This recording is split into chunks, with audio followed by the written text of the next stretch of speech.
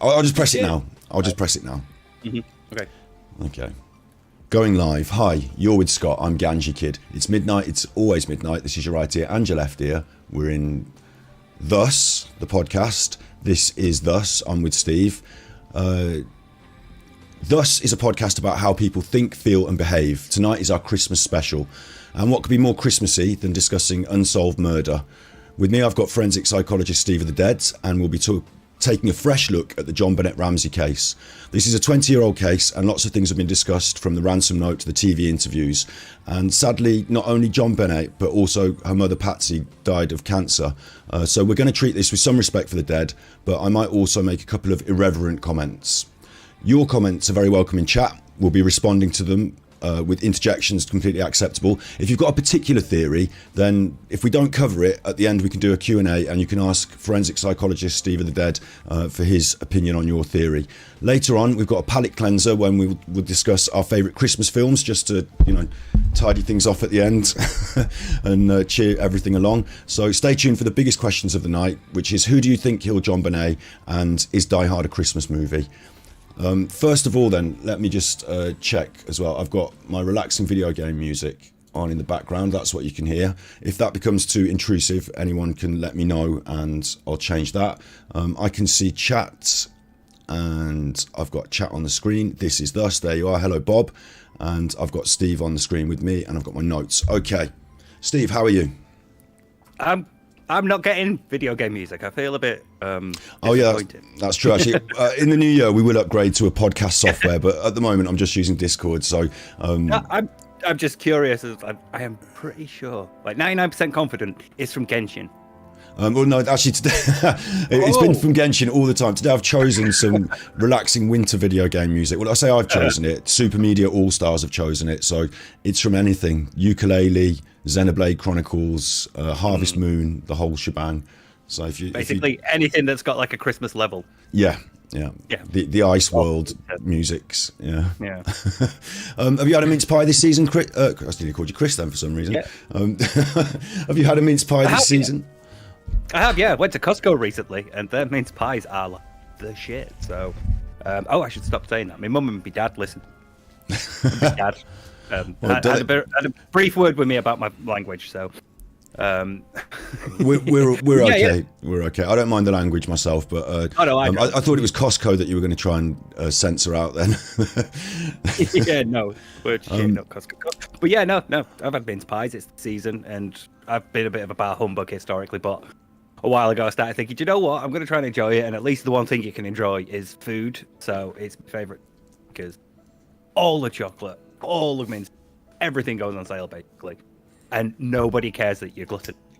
So yeah, but this has also been fun to research. I didn't know much about JonBenét Ramsey. I was going to ask you about that in a second. Don't worry. I've got that covered.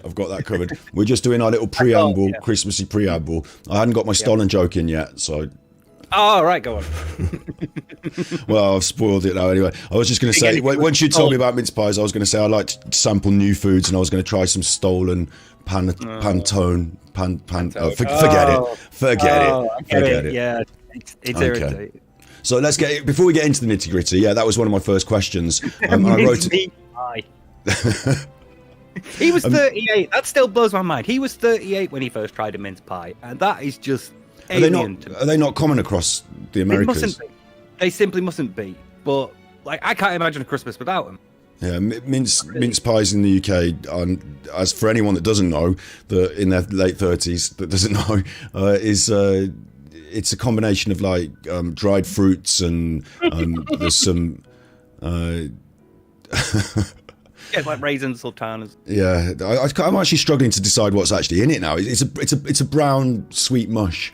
So yeah, we'll go with that. Festive mush. Like half of British puddings, you could probably describe it. Yeah. Before we get into the nitty-gritty of this case, I did want to ask you that question that you alluded to just then, but I was going to frame it like this. This case is new to you, because I asked Steve out the blue, really. I said, I've got this idea for an episode for Christmas. JonBenét Ramsey, she was murdered at Christmas, so that's why it's a Christmas episode. And Steve hadn't really looked into it too much. So the idea here is that he's a forensic psychologist and he's going to come to this like cold case. So first of all, I did want to ask, the online world evolved since JonBenét died, and this is one of the first cold cases that got examined by the internet. So how did you find looking into the case, and what kind of information did you find online, and how was that process? It was a little annoying because so much of the, as I'm sure we're going to get into, so much of this conflicts with some very handy reference.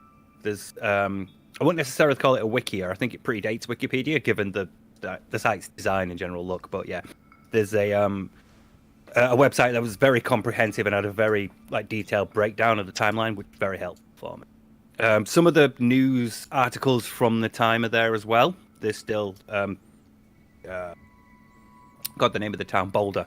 The Boulder local news site, that's still there, and some archive stuff still exists to that. So it was, for me, it was more a case of just trying to get these basic facts and filtering out everybody else's speculation, because obviously a lot is written about it. There's a Reddit for it. There's a subreddit, a JonBenét subreddit, which shouldn't surprise me, but it still made me think that's a little odd.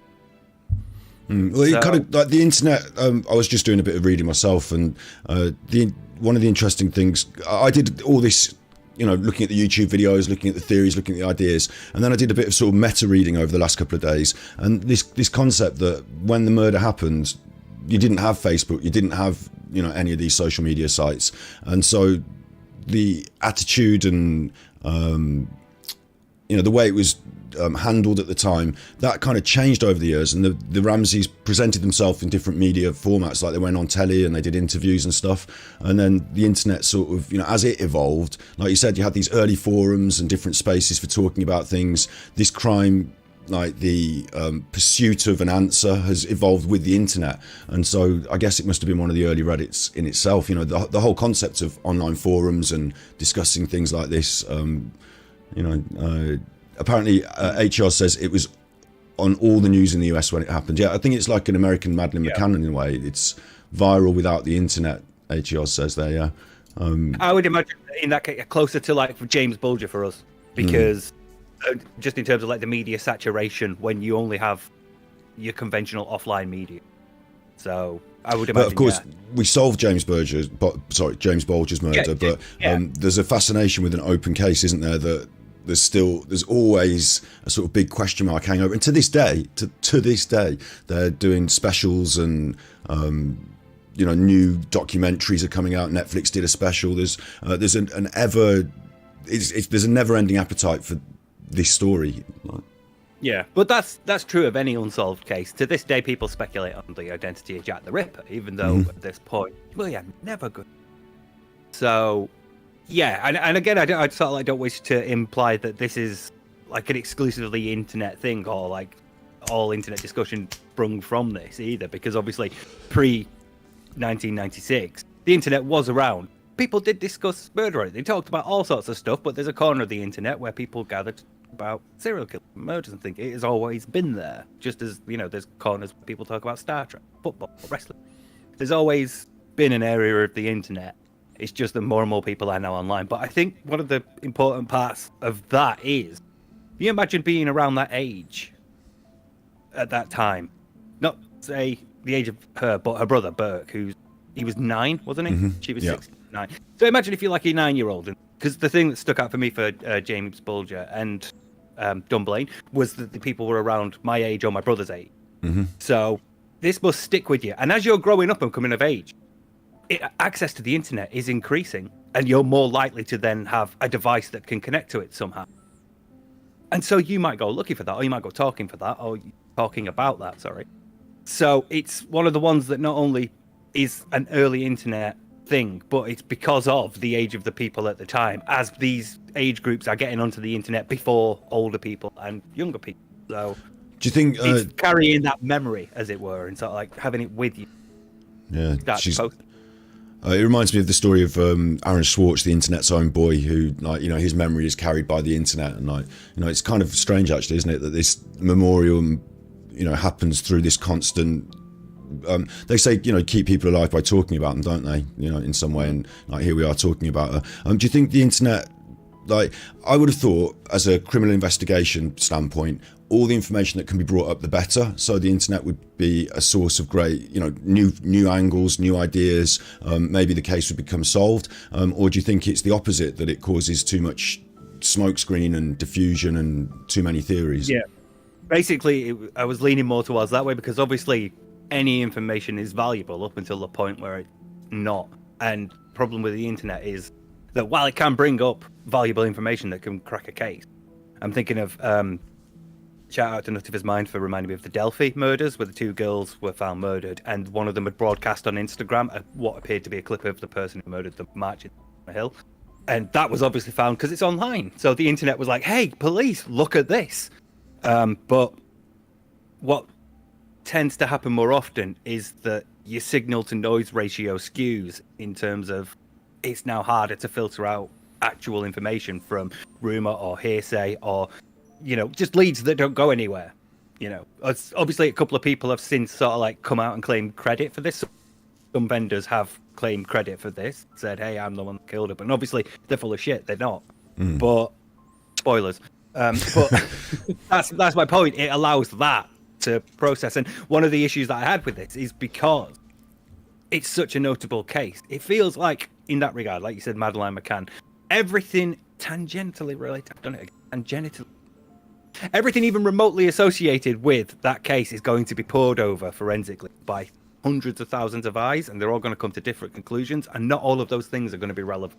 Although it would, I guess it would be interesting if, the powers that be, the head of the investigation said, well, we think this, and then the entire internet took a look and said, well, actually, no, we all think this, and 90% of the internet think this, and then you start to lean towards, a different conclusion maybe. But it seems with JonBenét Ramsey, from what I've seen, there are a couple of, and we'll come on to the the main suspects later in reverse order. But there's a couple that stand out, but really there's still quite a number of different ideas, and that's kind of similar to Madeleine McCann as well, isn't it? It didn't. Whilst I would suppose that the majority of people might have suspected McCann's parents, there's still several different ideas that keep coming up.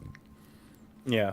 Again, the problem there is that the police have a different standard for evidence than the internet, and what the police can and can't use as evidence, and how they acquire that is regulated by the court. We have laws and procedures to make sure that the police get the right person, and that's not always perfect, but ostensibly that's what they're supposed to be doing. So it's like, to pick an example like out of random from this, think of the torch. And there's loads of reasons why you might have a torch. There's loads of reasons why it might be outside.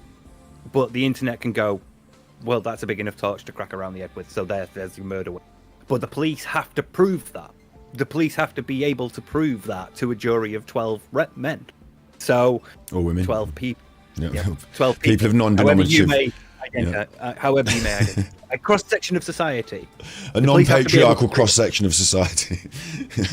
The police have to be able to prove that that's what was done. So they have a different standard, and it's harder for them to sort of go, well, actually, this is the evidence we do have, when there's so much noise coming from the internet about, well, you've not looked at this, or you've not considered this, or we all think this. So it's interesting to be an armchair sleuth, but it's also very difficult to be police officer. Much easier to sit here like you and I chat shit about it than it is to actually be working the case. Later on, we're going to come to the main notable points of evidence, but as a generalisation here, then, I told you there's been a murder. I sound like I sound like Agatha Christie now. There's been a murder, or I sound like Taggart, except a non-Scot. There's been a murder. Anyway, forget that. I told you there's been a murder, and when you went to look online, I imagine there'll be some pieces of evidence you might be thinking, if I could find X, Y, Z, I might be onto something. Was there anything that you would look for, and maybe even from a psychological point of view, was there anything you were looking for that might be a flag that you would say, these are pieces of evidence I might have hoped to see, and that would point me in a direction, regardless of what was found later? I didn't want to think, I hope to see this, because then obviously you're subconsciously going to look for it, to look for anything that might indicate. So I tried to keep it, and I suppose this is the benefit of being able to come to it with fresh eyes. know, able to sort of like look at things and think, well, for me that says that, you know. I didn't want to read too much into their body language though, because like with Phil, it's fun to speculate, and plus Phil is always at a constant, you know. Phil is always in his office. He is always the same Phil. He's rarely under, you know, we might speculate about what goes on behind the scenes, but ostensibly Phil is doing his job and he's not under any extreme sort of stress, like say a child murder, being the suspect in the murder of your own daughter. Things like that can affect how a person behaves, especially when, you know, you put a lot of weight on, their behavior in this interview, you know, it's only been this long after she was found, so they should be behaving like this. And you can't, you know, Derek Bott's chat, by the way. Oh, sorry. You can't really sort of judge behaviors and what they indicate to the same accuracy as we could with Phil, because Phil's never going to be in a case where he's like, I'm suspecting the murder of cat, and then you can look at his behavior. Then he's mostly constant, so you can infer. Whereas to anyone who doesn't know who Phil is, he's a streamer that we watch regularly and analyze his behavior.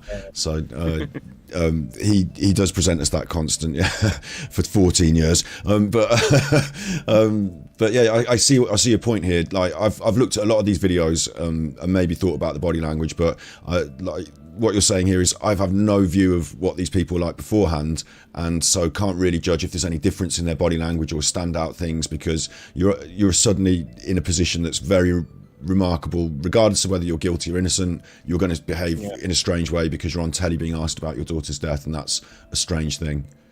I think I nearly made the Derek Bott a moderator then. That was nearly a mistake. But oh God, that would have gone bad very quickly. Or you never know. I might have been given free access to the greatest sex website on the internet. Yeah, talking about this family. I think that's a good place to start as we start to dig in a little deeper. It wasn't a normal, you know, what is a normal family these days, but it wasn't a very standard family setup. He was quite a successful businessman. This was his second family, and I've got to remember everyone's name now. Patsy was JonBenét. Patsy was. I'm terrible with anybody else. I'm going to forget. But I want to call her Kathy for some reason. But she was a beauty queen herself. She was a pageant queen, and so she's come from this world of pseudo celebrity pageantry. She's married this businessman, and then they've had, for him, a second family. So, give me your take on the Ramsey family and the. You know, what might or might not be considered normality for them. I would imagine. I know it's unusual, especially in 1996, for this to have been, considering that Burke was 9. That means that you're looking at 87 that he was born. So even then, even in a year or two before then, to have divorced and then gone and started another family, it's quite unusual. So in that regard, they're not necessarily, you know, your traditional family. But in every other aspect, if you consider like that as the family unit and ignore the first family, they are basically, they're rich, they're well off, but they are still ostensibly your nuclear family. There's the mum, the dad. He works mostly, provides for her. Then there's the son and the daughter, and the son's a little bit older, and the daughter, you know, they were one baby girl away from being the Simpsons. So they're very nuclear in that regard. And even though, again, they were well off, I've seen what they got for Christmas. Fucking spoiled them. They got an N64 in 1996. I can't decide if that... I can't remember 1996 in my brain, but I was lucky enough to have... you know, I wanted Nintendos, and I got Nintendos during my childhood, I'm sure. So, but I remember also seeing, like you said, they had bikes and...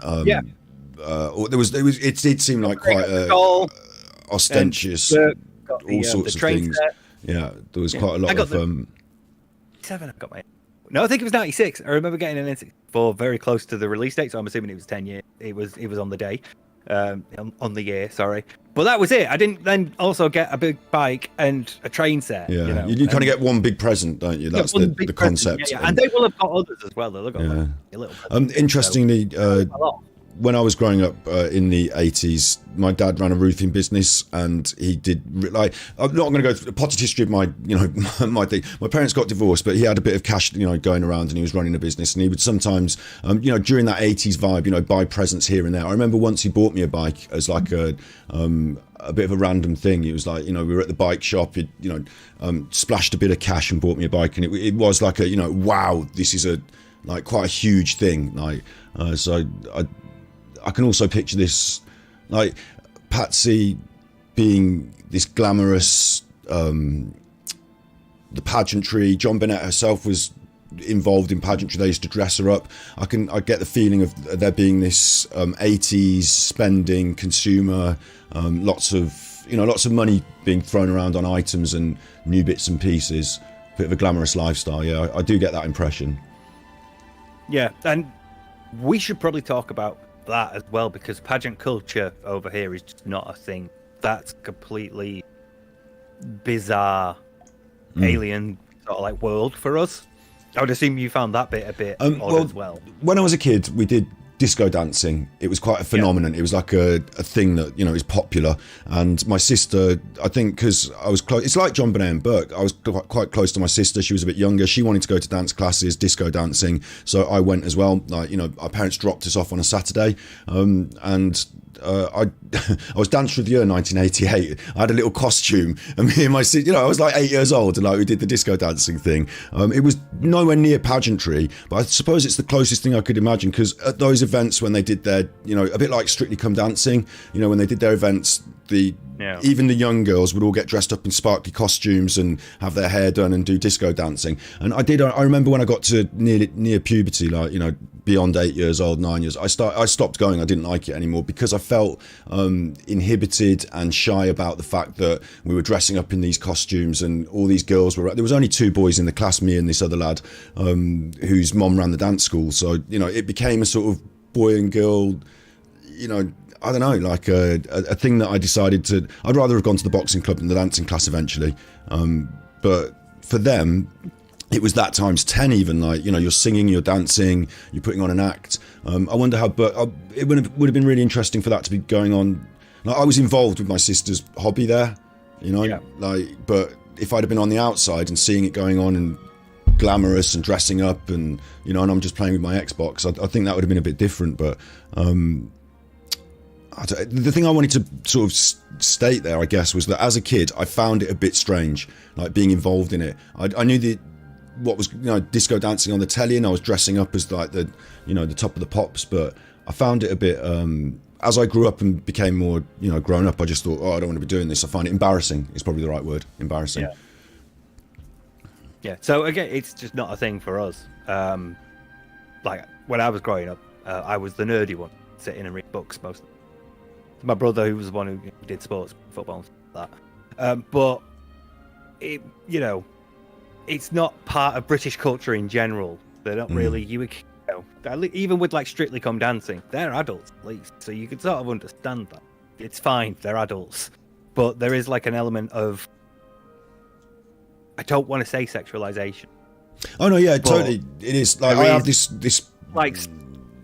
That's the point. That's what I was trying to get at, I suppose. The point where I felt, I remember, I can actually distinctly remember this. The dance teacher, I was doing my routine, and she wanted me to do a new move, and the move involved like a hip movement, and I found that to be just like, as a kid, I did what she told me to and did my dance routine, but then I said I don't want to go to dancing anymore. I feel a bit funny doing it, because I felt that hip movement, although adult dancers do it, was I suppose, like you say, a bit sexualizing, and I felt uncomfortable and embarrassed being a boy in a class of girls doing sexual dance moves, and to this day I still think it totally has a very strange edge, doesn't it, of like usually, this is a weird thing that I don't know where this is coming from, I'm just chatting to you now, but these days you see grown women try and infantilize themselves, like, oh, hello daddy, and all that business. But this is taking an infant and trying to like put them in an adult context, which seems a little creepy, doesn't it, when it goes,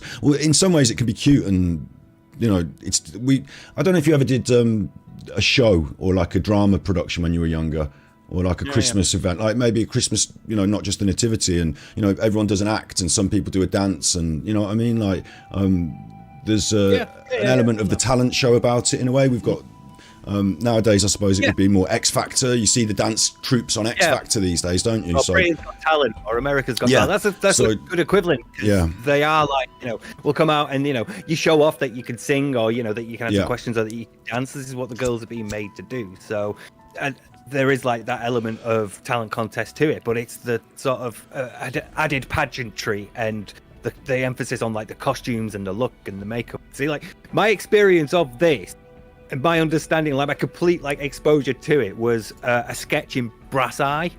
I don't think it's the Day Today. I think it's Brass Eye, where they sort of like is doing the spoof reporting of like American pageants and things, and they talk about like jokingly having breast implants for these like 8 and 10-year-old girls, and it's so dark and so morbid, and you're like, it can't be that bad, and then you find out it is.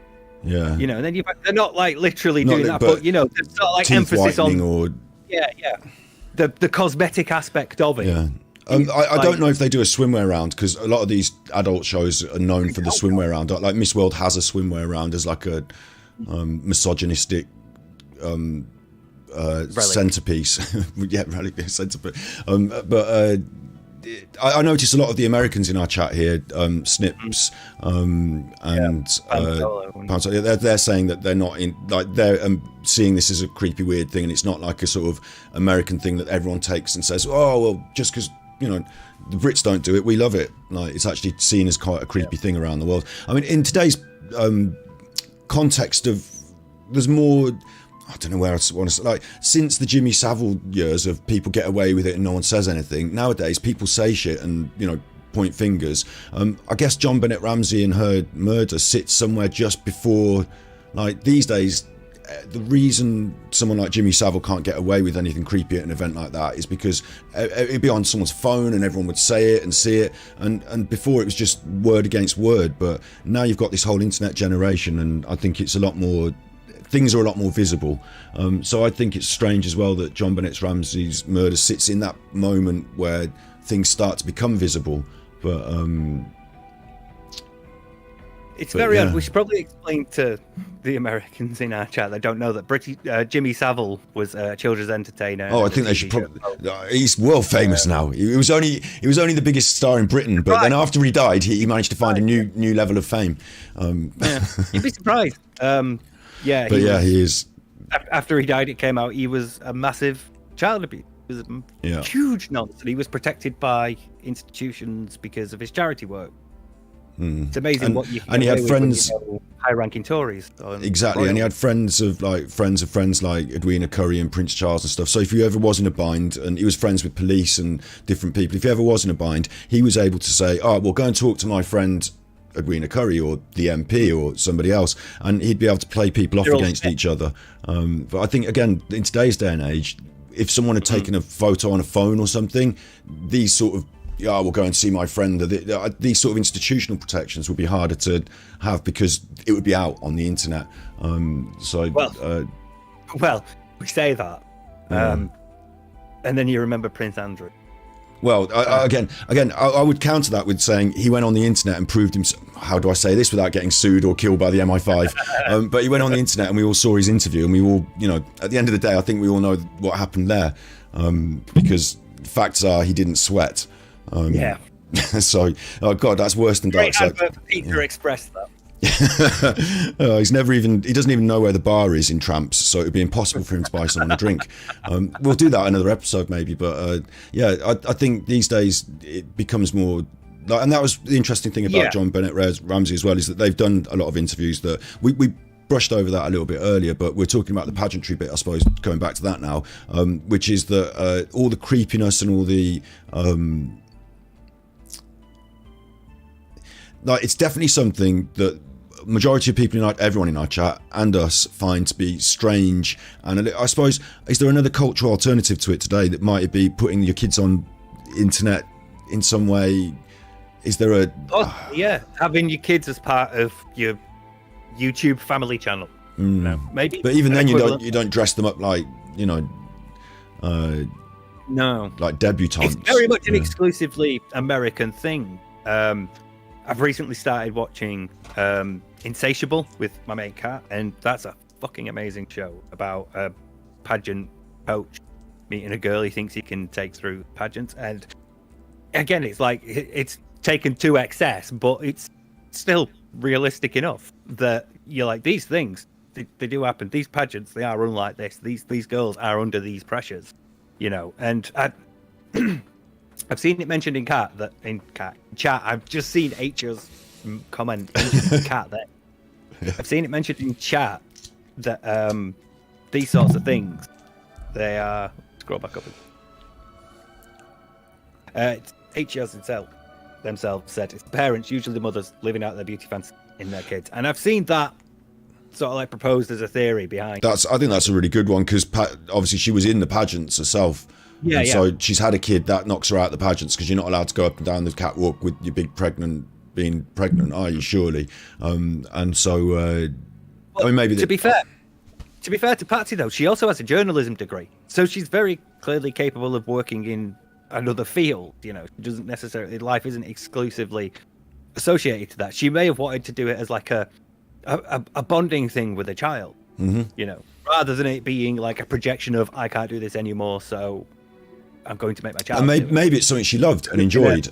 Something I loved and enjoyed as a child, and I want my daughter part of that as well. You know, so again, like it's a bit like the body language thing of, these are things that you can see one way, but you can also see another. Do you know, the only way that I'd ever feel it is to actually go and, you know, be part of their scene, I guess. But I wonder if it's the sort of scene where people are like, oh, I forgot my hairbrush. Oh, here, use mine. Or if it's the sort of thing where, oh, I forgot my hairbrush. Ha, I've stole it. You're going to lose. I wonder whether there's like any sense of politics and game playing and, you know, backbiting within the community, or whether they're cohesive. And like, I think again of the ice skaters, and how that the one smashed the other one's knee, didn't she? Was it? Yeah. And Kerrigan, like, I think. Oh, you know, I know it's a different, but yeah, I know it's a different thing. But I wonder whether it's you know, a competitive behind the scenes there, and whether, like you said about her having a degree in journalism, whether her success in pageantry and JonBenét's success in pageantry has anything to do with her being shrewd in her operation and skill as a like I want to say politician, if you know what I mean. Possibly. I don't doubt that it would happen amongst the parents, at least. I mean, you've been on the sidelines of kids' football match with the parents. I guess parents get like invested in how the kids are doing. So, but again, like when I was younger, I did the dancing or the fencing. I did. If anyone had, you know, we were all in the same group. We were all in the same club, and you know, we all helped each other out and gave each other lifts and stuff like that. So I know it's probably more competitive on the pageantry scene though, isn't it? I bet you're not. I wonder if there's even a pageantry club or anything. You know, it's not like another like event, like a sport, or it's not like another pastime like sports or dancing, or like, I wonder if there's any, you know, whether you just turn up on your own and like, you know, you've got your own shit going on, you know. Yeah, I see what you mean. Yeah, possibly, because especially if these are like individual, you know, it's not like there's teams of girls up. There's the one winner. So I would imagine it's not like a team-based sport, or a sport where you can, like, say if you were fencing, you could help each other practice and work on things. Yeah. Whereas here you are exclusively in competition. So yeah, maybe. I would imagine it's very rife regardless. But and then the other thing and the pressure that can put on a parent set. I was going to say, pressure then comes into it, because you're working on this at home, you're doing her hair. Like I remember being a kid, and let's say, you know, you have to get dressed up to go to someone's wedding, and you don't want to put your shoes on and like all this business, but she's got to be immaculate, she's got to sing a song perfectly, you know, it's almost like you're training a competitor at home. And at the same time, Burke's growing up watching his mother sort of like investing a lot of her time and energy into JonBenét, like in a very specialized and focused way. Like it's a very strange. I wonder what that would look like at home, like if you're Burke, you know, just watching mom train JonBenét, you know, for him, because he's probably like, you expected to follow the role of your dad then, aren't you? You know, if the mum and the daughter are off doing the beauty pageant thing. You and your dad should be out playing baseball or football or something like that. And, Really good point, and his dad's not there. You know, his dad's not there that much. He's a businessman. He's CEO. He's got a lot of work. It keeps him away from home for a lot of time. So Burke's more or less on his own. You know, there's no one else for him. He doesn't have older brothers or a younger brother. He's got an older stepbrother, hasn't he? But they're not like living in there. No, they live elsewhere. So I understand that he was a bit of a scout. That's something that came up in the online trawl for information that I did.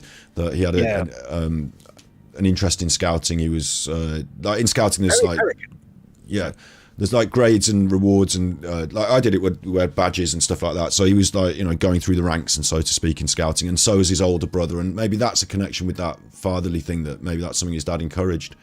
Possibly. Yeah. Plus, you've at least got the social aspect of it as well. You scouts for several hours. So there's it's not like he's neglected, but it is difficult for him to have like the attention that he wants, or at least need, because again, if Patsy's off with JonBenét and they're like doing the hair, getting ready for something, or they're off out to one of the pageants, and Dad's still at work, if you're not in scouts that day, what do you do? So it must have been very frustrating for him. But again, that could be a contributing factor to stuff like the alleged fecal matter, that do you want to cause a child to act out rather than that being a symptom of he's a killer. Do you want to cover anything else that you discovered about this family before we get into the events of December the 25th and start to move on to the case proper? I feel like I feel like they just presented as normal. I don't think there was much there that really stuck out to me as a red flag. All these sort of like things that people say, his behavior, he was acting out all the time. He's like, he's probably alone and frustrated at home. Kids do act out when they're alone and frustrated. So, all of these things that can be seen one way, you can also explain in other ways that seem like completely mundane.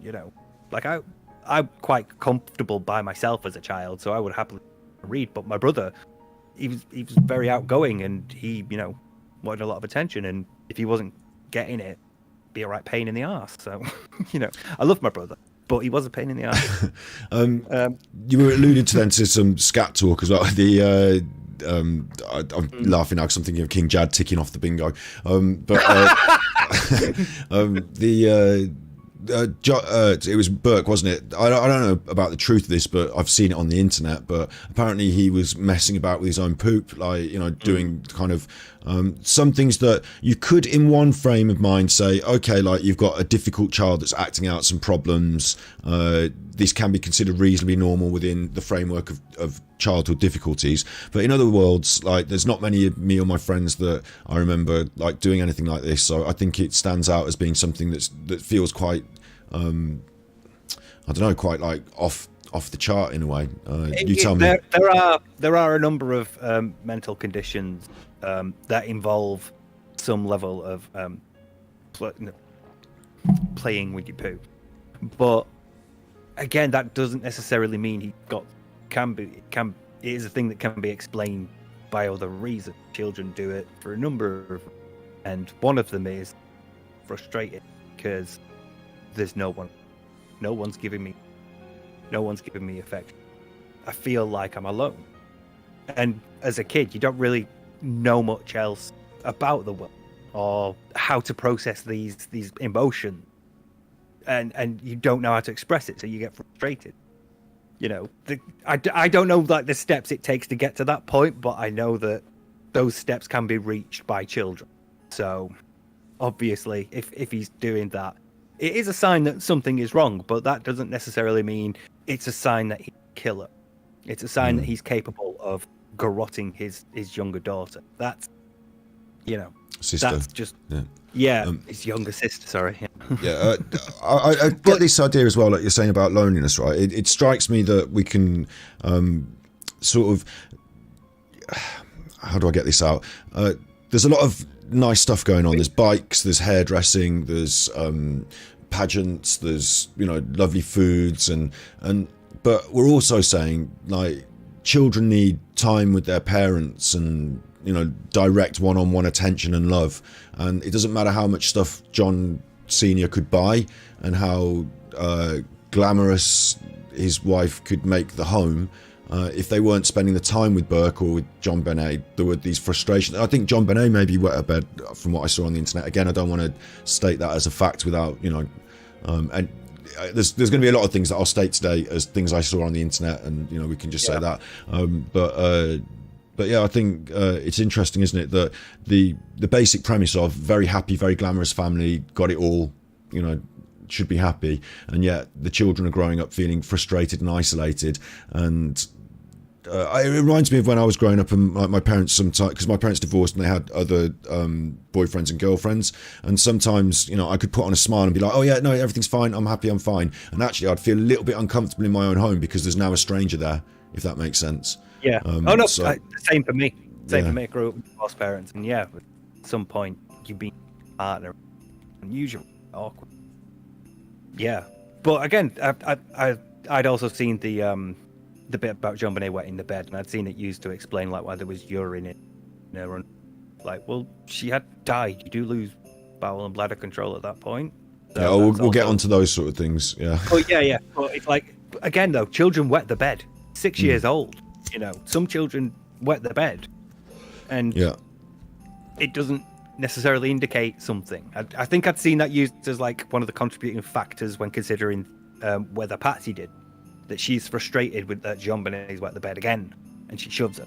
So, yeah, and that just seems like baseless speculation.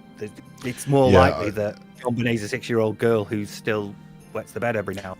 We will get onto those direct ideas later, but I will also agree with you there quickly that I think it's quite outside the box that I think bedwetting is important to the case if it's true, insofar as it starts to contribute to these other evidence, like it paints a picture of what's going on, how the children feel, and that it might not all be shining roses and light and pageantry, and that behind the scenes frustrations and sadnesses might still be there. I think that's a base. Yeah. But before we go any further, we should also point out that doesn't mean that they did it. Yeah. So that doesn't necessarily indicate that they killed. There is also other theories about somebody else. Oh, there's going to be all sorts, but I just I wanted to know, if we're about to come in now, which we are, to the discovery that, well, first of all, it's Christmas Day. We've got a lovely family, the Ramsey family.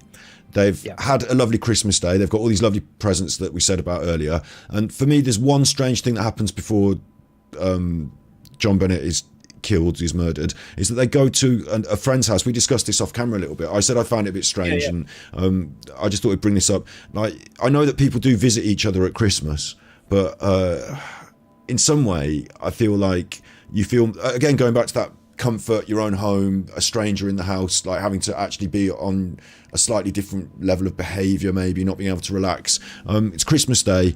They've had, I don't know if they have dinner at their house or whatever, but the kids would obviously want to play with their presents and chill out and just do whatever. But then they've got to get dressed up and go to Fleet's. This other family. Their friend's Fleet. Their friend Fleet, and so do you think that's a normal sort of Christmassy Day thing that would you have that in the normal box, or would you put that in a different? For me, that's a bit of a strange one to think that they. No, for me it was normal.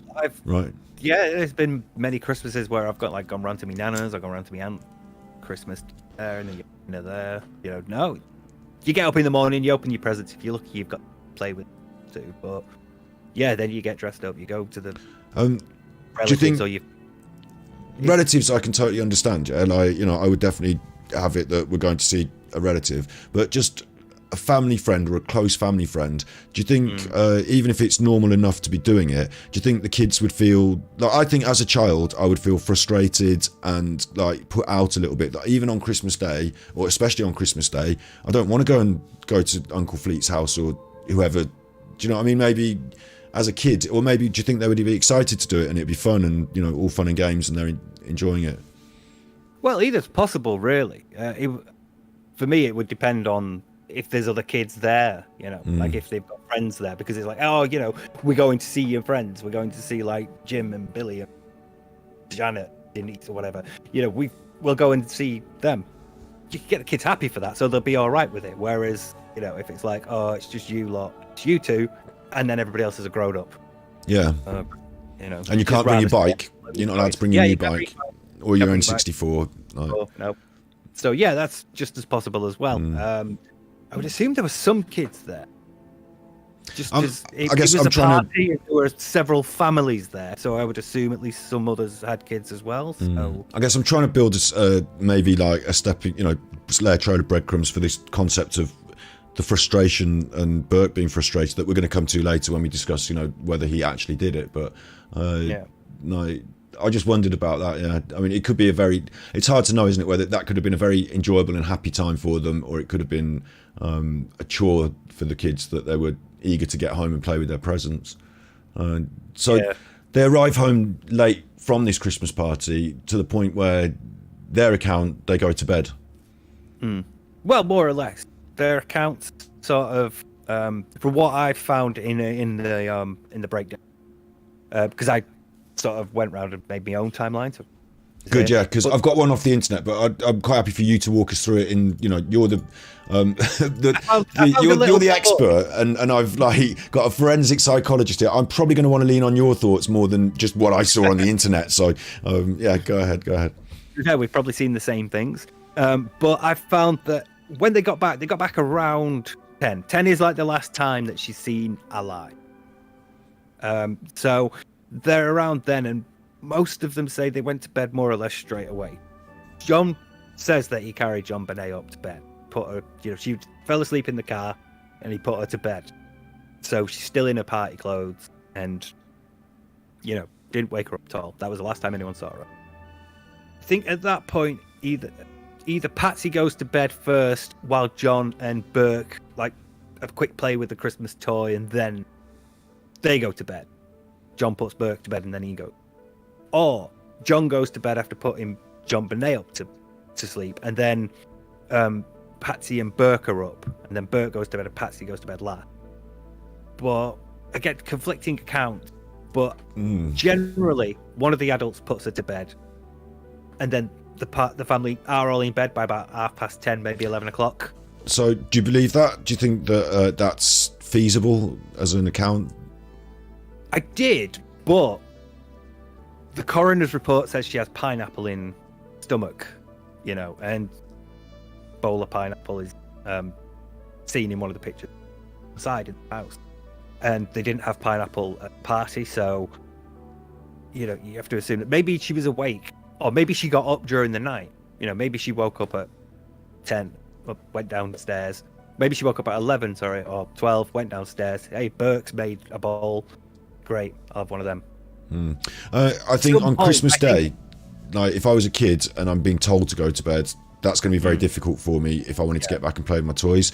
As an adult, if I was Daddy Ramsey, I'm going to be drunk. I don't know if he drank heavily, but you know, I'm just guessing he's going to have had a few drinks. He's full of food. They've got back, and he's going to want to just either watch a film or go to bed. Like he's not, you know, going to be interested in much else, maybe. And they have a flight to catch in the morning, so I don't think any of them are intending on staying up late doing it. And because they get back so late, I'm assuming, they're all like, if not drunk, then at least full of food and having that, you know, that nice little doze sort of. Oh, I'm dead. Great. And this is where I wonder whether it would fall upon Patsy to, like, you know, put the kids to bed. And, you know, I mean, in a sort of, I don't know, I can't say whether he was misogynistic in that way, you know, but, you know, Patsy's the wife and the mother. We've got back after Christmas. I'm going to, you know, have a glass of whiskey. You put the kids to bed, sort of thing. I wonder, I would have felt more, I mean, maybe I'm wrong. Maybe he would have carried JonBenét to bed because she was tired. And, but I totally think even if they were put to bed, that's not the end of the evening for the kids. No. And no. The amount of times I've stayed up past my dad telling me, right, turn the computer off. Right, okay, it's off. Don't bring it off. Tell you back on, and then stayed up. So, especially if you're a kid and you, like you say, if they're knackered, and JonBenét by all accounts was, that's ring. Then she will sleep. But if Burke's, you know, like a bit more awake, and be like, right, I'm back home now, I'm playing with my presents finally. He's going to want at least another hour or so with something. So it's likely that he probably is up. This is where, like, a lot of the accounts, this is the crucial moment now. These are the crucial moments. determine what's most likely to have happened, because these are where things start to break down. Up until she's last seen alive, then all that stuff could be corroborated. Saw her at a party. They very obviously drove home. She was put to bed in the same clothes. So, yeah. But after that point, it becomes a bit difficult to sort of like say, this is what likely happened. So did you say that she was put to bed in the clothes that she was wearing at the party? Is that a piece of the evidence then, is it? That's what I found, yeah. That's the... So I find that quite difficult because... Like John didn't undress her and put her in pyjamas. I think that's almost ridiculous, isn't it? Like you say, if they're getting on a plane the next day and stuff, I mean, maybe you're too drunk to undress your child, but to just say, right, I'm just going to dump them in bed in their clothes, like that feels like a bit... Maybe you're, intending on changing them in the morning when you wake up. If you got a plane to catch it, they didn't have the plane. They were meeting the other family, weren't they? That's what it was. They flew in.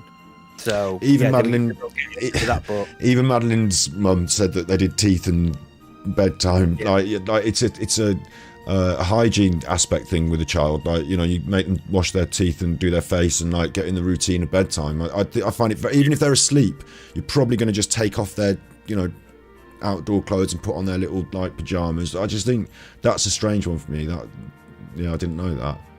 I found an account that said that's what he did. I'll believe that. Well, I'll believe that she was found with those clothes on then eventually. Yeah. But whether he definitely did that, I'll believe he said he did it, but I find it questionable. Yeah. But again, it's possible that he didn't, because if she's got food in her stomach and it's food that she ate while at home and it's not digested enough, say like she ate it before we'd left, then at some point during that time between arriving home and being found dead, she ate the food. So it could be that he woke her up to or she woke up and came downstairs and said, I'm hungry, or never went to bed in the first place. Yeah. But that even though it's Christmas Day and we've got a plane the next day, how many parents would just allow the kids free reign of like you said, even if you get up and you're not supposed to, they told you to go to bed, they put you in bed, and then you snuck up later. I think it's quite strange that right, speculation, but if you're John Ramsey and you're knackered, you've just driven home full of food, your wife's gone to bed already, and your son's like, Dad, another round of Mario Kart, let's just play Mario Kart. Are you really, your daughter comes down and like, I'm hungry. There's pineapple in there going up that. Are you really fully paying attention to? That's an interesting concept, isn't it? Yeah. So there's all sorts of like things that could have happened in that house. Okay, get this, right? When people tell lies, they accidentally say the things that they want to say, but they say it funny in like embedded confessions. JonBenét Ramsey, they get home. Patsy's fallen asleep. Not JonBenét Ramsey's asleep. Patsy's asleep. So I've picked her up and I've carried her into the house and just put her in bed in her clothes. And then the kids have got... The one who's up in the morning to make coffee and fix breakfast and everything, yeah. Why you dump her on bed. Like, I'm not going to get my wife undressed. She's still wearing those clothes from that night. I dump her on the bed, and then I've got to deal with the kids. And like you say, it's all gone. Daddy's fucking shit at this. Like, you're having pineapple. You're wearing the fucking clothes you had yesterday because I don't know what's going on. Like, Daddy's bad at this. Yeah, I can see that happening actually, and it would be interesting because people try and explain why Patsy was still wearing the same clothes when the police arrived. Why she hadn't got changed. And it would seem strange that an adult would arrive home and decide to go to bed, and then at 5 o'clock in the morning still be wearing the same clothes they would. Like, you wouldn't even take off your... It just seemed weird. But I'm going to suggest here, like, it would actually fit that if she was passed out drunk, like, he would have to carry her in. So there is some carrying in being done, and there is being put to bed in your clothes. I would assume that if I were Pat, I would at least have taken my makeup off before going to bed. Like, even just thinking I'm so tired that I can't even be bothered getting undressed to put pajamas on, I would at least give my face a quick wipe. Yeah, absolutely. I mean, I've been around women all my life. My mother is one, and they're just the basic, like I say again about hygiene, like brushing your teeth, washing your face. These things get done unless you're Zonko, I suppose, but. That's an interesting aspect of it. So then we're going to come to, this is where it kicks off then, basically.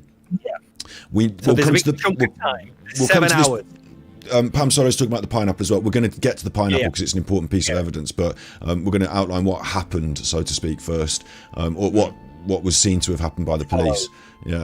So do you want to hear the call on the... I've got the call lined up, but I don't know if we should listen to it because it's not very Christmassy. It's quite distressing.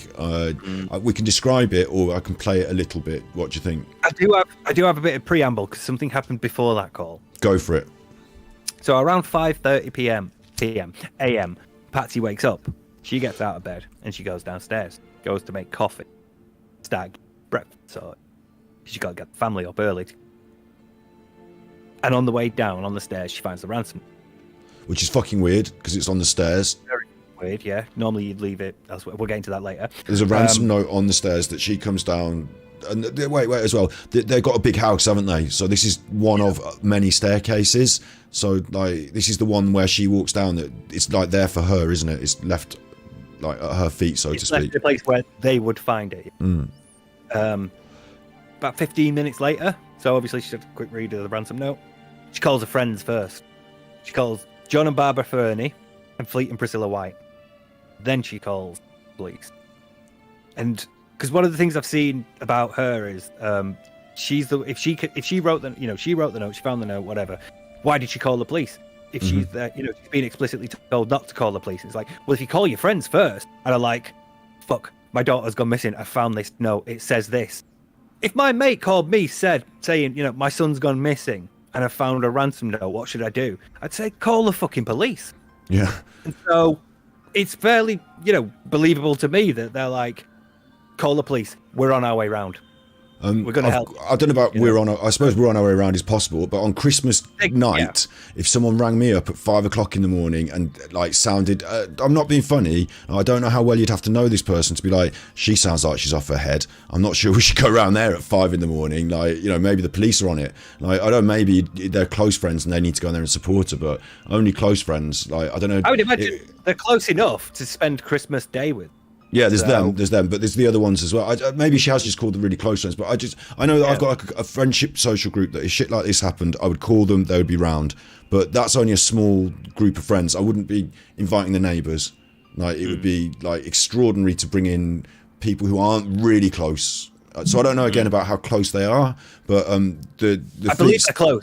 I believe Fleet and Priscilla are at least close enough. Yeah. I'm not sure. I assume John and Barbara Fernie are very close as well. I think why should you call the police first? I just say, I've got the note, and there it is on screen. We're going to come to the note as part of important evidences, and we're going to pick through it. So we'll present the concepts of what happened, and then we'll come in detail on them. But if you want, you can take that. You can take that question now if you want. Yeah. Quickly take that. You do that because you panic. You panic having seen this note saying, "We've got your daughter. Don't call the police." So you panic. And you're like, okay, I won't call the police. It's your immediate response. You're being in a state of shock. You're being given a command, so you're going to obey it, like more or less without thinking. And since you can't call the police, who do you call? You call your friends. You call your friends. Your family are upstairs, and she's about to start screaming bloody murder to get John awake and to go check on JonBenét. But in that immediate moment, she's like, I need to call my friends then. I'll call the Whites. I'll call Priscilla. Grabs the phone, calls them first, and they're like, for fuck's sake, call the police. We're on our way round. We'll help you look for her, but call the police. So it's sort of, I've seen that as like an excuse and a behavior that's used to say, look, she did something questionable, so she's obviously guilty or hiding something or whatever. But it's like, in a state of shock at that moment, you can act differently. It could be that she is lying and this part is a play or whatever, but it's also possible that she's in shock, she panics, and she's like, right, well, I'll have to phone my friends. Yeah, if it doesn't matter what the terrible situation is, but if I were to think I needed to call the police because of protection or because you need to call the police or that, but if it was just something terrible's happened, the first people I would think of is not the police but my friends. Yeah, for sure. So I can agree with that. I'll just play. I'm not going to play the whole call, but I'm just going to play a little snippet of it just now, just so that we can hear the call. Police, what's going on? 515th Street. What's going on there, ma'am? We have a kidnapping. Hurry, please. Explain to me what's going on, okay? There's a note left and our daughter's gone. So I'm just going to pause it there. That's just the start of it. It's about a minute and a half long, and she's very breathy. She's very distressed, and she describes the finding of the note. The note's gone. Her exact words are, "Patsy, I'm Patsy. I'm the mother. Oh God, please." And she repeats, "Please send somebody, please, please." And then quite interestingly about the call is that she thinks she's hung up at the end. She cuts it off. Yeah. She chooses to end the call. And then there's about 3 minutes or so of muffled noise that some people have looked into, and they think they can hear other voices. So again, I think that the muffled call bit and the bringing up of those voices, some people suggest it's Burke's voice, "Go back to bed," is said, but we don't really know. No one really, has a very hard, fast grasp on that, I'm guessing. So what are your thoughts about the call itself? Well, about the extended bit at the end, yeah, if there are voices there, it's most likely to be John and Burke. So whether that indicates that Burke woke up and he told him to go back to bed. Because I heard, what did you find? And oh, Jesus. I heard that sort of thing. I didn't necessarily hear other voices. But again, a lot of people argue that it's artifacting from the process of digitizing this tape call. So it's very difficult. One of the problems with stuff like that as well is that I've seen psychological, you're like this, you're a psychologist, I've seen studies where you can be played sounds, and if you get given a prompt like a subtitle, you hear what's written on the subtitle, but two different people can hear different things. Without the subtitle you can hear something different, and also different ages of people. There was that Yanni Laurel thing on the internet, wasn't there? Yanni, do you remember that? Yanni and Laurel? Yeah, people heard. Was it some people heard Yanni and some people heard Laura? Yeah, so the one that sticks out for me is the Judas Priest thing, where Judas Priest were in court because parents of suicide victims alleged that backmasked messages in the album made them convince them to kill themselves, and it's like they were in court and they said, "I'm going to play you this back," and they did it like that, and then they went, "Now I'm going to play it again, and I'm going to tell you, you're going to hear the word 'do it," and they went, and you could hear "do it." So it's like, because I've implanted that in your mind and you're listening out for it, you're going to say, "Oh, I can hear it." When the reality is nothing there. So there's a lot of problems with that last bit of call, isn't there? But I heard the same sort of things. I would also say that I think the thing that stood out to me there was that, the content of the call itself. I want you to, talk about that first bit as well, and her, her feelings, and her, was it a performance or was it, real and such? But the other thing about the end is that she decided, I know that in a situation where I've had to call the ambulance, I haven't really had to use the police very often, but you want to stay on the line. You want them there. Yeah. You're like, this is happening. When are they coming? You don't hang up on them. If anything, you stay on the line and hunt for more information or try and give them more information. And so it seems strange that Kathy was swift to hang up the phone herself, and that, the police didn't say, "Okay, hang up, we'll be there in a bit." But she hung up on the police. It could be a failing of the police at that point, because you've got a minimal staff. Boxing Day morning, 5 o'clock, a Boxing Day morning, you've got minimal staff, and because at least she kept the connection live. It wasn't the operator that disconnected it. But Patsy's probably thinking, I've told them everything I could tell them, and now I've got to attend to John and to Burke, or these people are coming. I need to have. I haven't looked in the basement, or I haven't looked upstairs in the attic. I haven't looked outside in the garden. It's probably like a million thoughts racing through her head. So she's probably not thinking in this situation. I should stay on the line. Puff Puff Pass says she hung up, that's bad, yeah. But the issue is that she did, but then she didn't. She it sounded like she did. It was like she put the phone down, but she didn't actually press the button. So did she intend to hang up, or did she, just put the phone down so that she could talk to the family, like you said, and left it running? And then it's hard to know whether, but most people feel that the call felt a bit like performative, like a performance, because she was like, and then the phone was put, and as soon as she thought she put the phone down, she stopped doing the yelling and calm down, and other people did some talking, and it felt like two parts of it. But I feel like at that point you've got another focus. Once you think you're done with the phone call, you're panicking, because you're panicking through the phone call because you're making the phone call. You're making the phone call to report that your daughter's been kidnapped. Here's my address. Here's what's happened. Get here quickly. That's all I needed. That's it. Done. Now I've got to focus on this, so you don't need to panic as much. That's been done now. You're like, right, let's go. John, help me look, or whatever. It's possible, just to address Puff Pass's question here, it's possible that she did check her room first. She might have gotten the note, thought, nah, what the fuck? gone upstairs to check and then realised, oh shit, JonBenét's gone. And then at that point, she panics and thinks, I should call the police. No, they said don't. Right, I'll call my friends or whatever.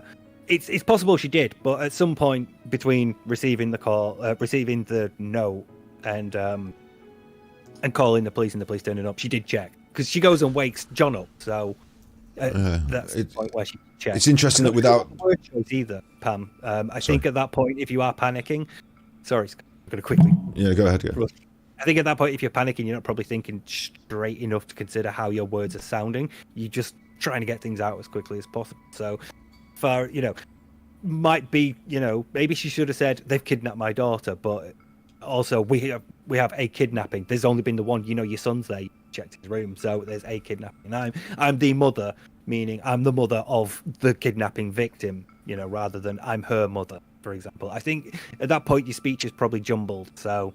It's possible it's an indication of something, but it's also just as likely that her being panicked and freaking out is really affecting how she would otherwise normally speak. The word choice there.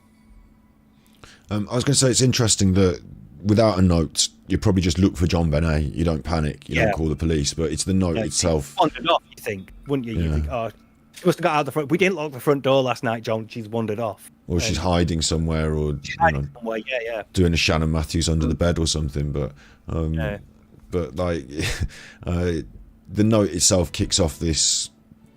Again, it's difficult with Patsy because she is a performer. She is known for doing pageants and singing songs and being a performer. So the phone call.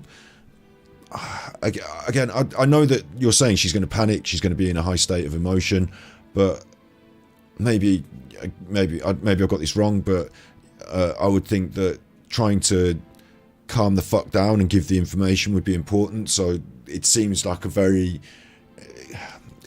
what you would expect someone to act like, but I don't know if that's what people really act like, if that makes sense. Yeah, that's the thing. Yeah, people act and respond to shock and trauma in very different ways, and it comes up a lot later as well when people sort of like analyze their body language in TV interviews and things. It's like there's no one way to grieve, there's no one way to process trauma, and again, in that situation, behaviors can be distorted or they can appear like contrary to what we might expect. We might sort of like think, well, you should be acting like this in that situation, but until we're in that situation ourselves, we don't know how we would react, let alone how other people would react. So like when there's a death in the family, most people fall apart, but every family's got at least one person who just goes right into survival mode, and they're like, right, I'll make sure everything's okay, I'll deal with everything, I'll deal with like all the paperwork, I'll speak to the coroners or the ambulance or the police or whatever, I'll go make sure we've got like food and stuff in so we're okay for the next few days or weeks or however long it takes, I'll go start funeral arrangements. There's always somebody who clicks into like that sort of mode. So again, like what we might expect somebody to act like during that time isn't necessarily how somebody will act when they're in that. Plus, you've got to consider how different they grew up and what their personal emotional psyche is, how they would react to trauma based on what they've been through in their life. You and I will react very differently to things. It's just that.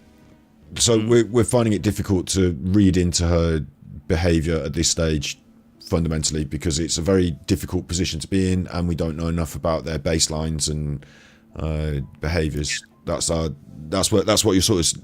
That's what I'm hearing. Yeah, that's the difficulty with it all, because and again, it's not a thing anybody wants to go through. It's not a thing anybody really should go through, but some people have gone through it, and we can't say that this is how you should behave in this situation.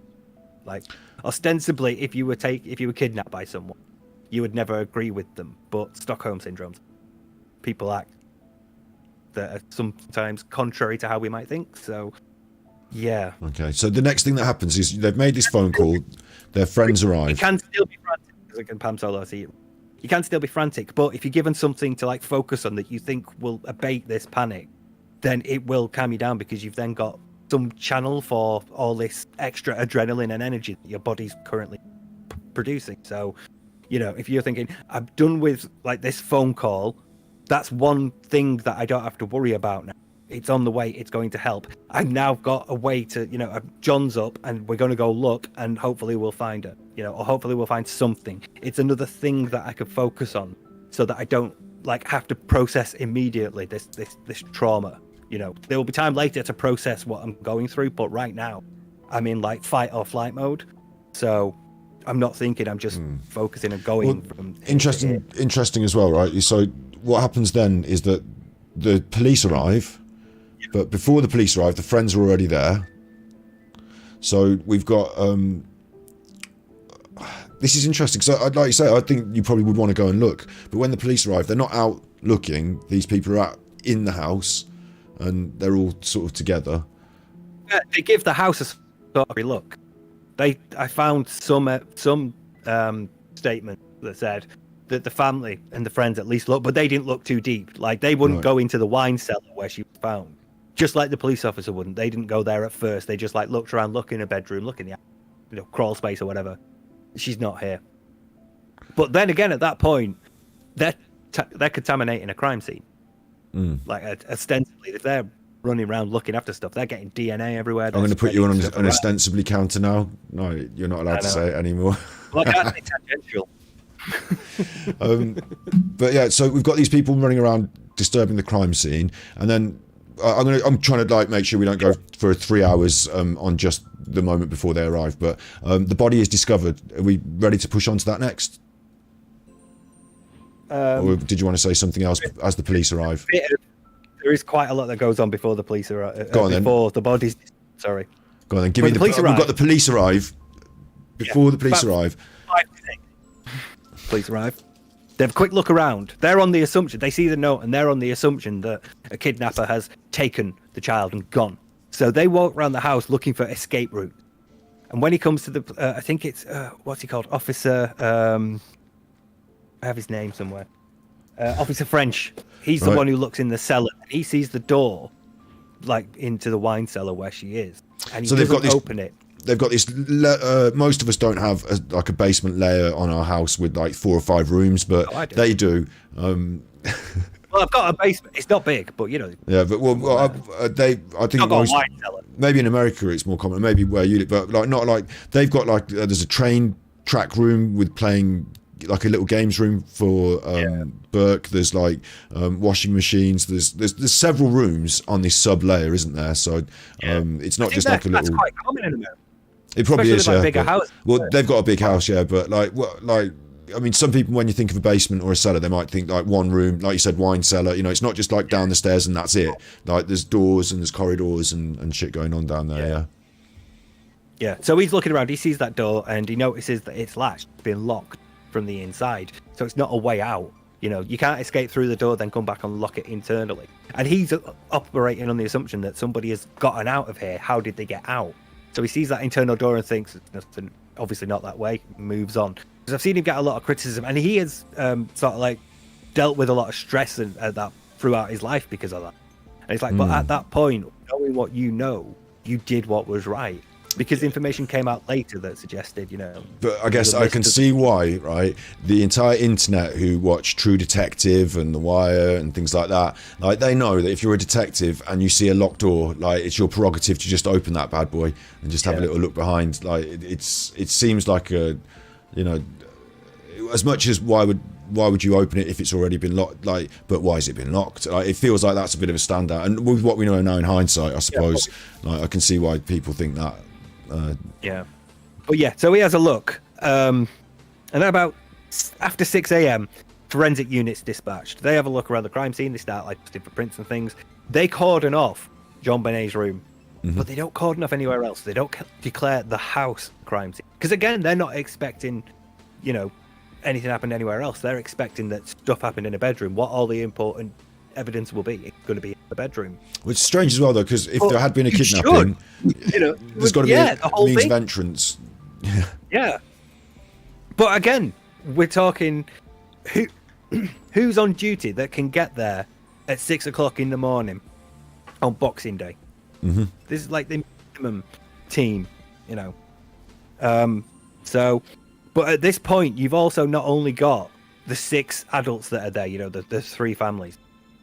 You've also got their reverend, their local reverend, and you've got I think 2 or 3. I think it's 2 victims advocate, and these are people who come for to help people who've gone through like trauma and crime like this, and they bring like they're there to talk to you and sort of like process in the immediate moment, and this is happening.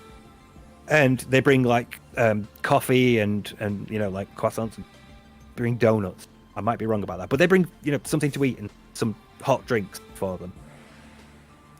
And they're all wandering around as well. And at some point, they clean up. What flavour donuts?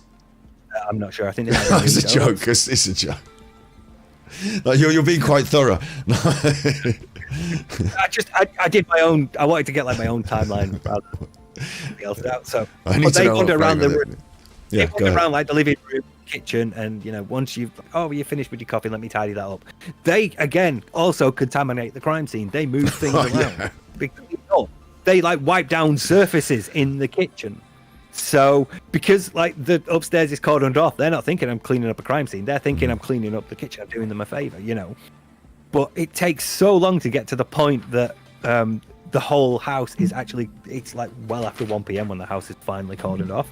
But during this time, John stays mainly in the kitchen. He's sorting out like money. He's sorting out trying to get the amount that the kidnappers are asking. And around 8 a.m., Linda Arndt, she arrives. She's the detective who's in charge. And so at this point, we've got all of those people plus 4 officers and a supervisor all wandering around the house, all doing various things. And she doesn't secure it as a crime scene. She doesn't get everyone together and go, right, this is now a crime scene. If you are not supposed to be here, get the... she doesn't do that. She instead is just taken back by everything going on. So again, you can't really like blame her as well. And I know that people say Boulder is a small place. Not really. It's like population of 100,000, but the police force there is quite small. On and that they don't point, really have a...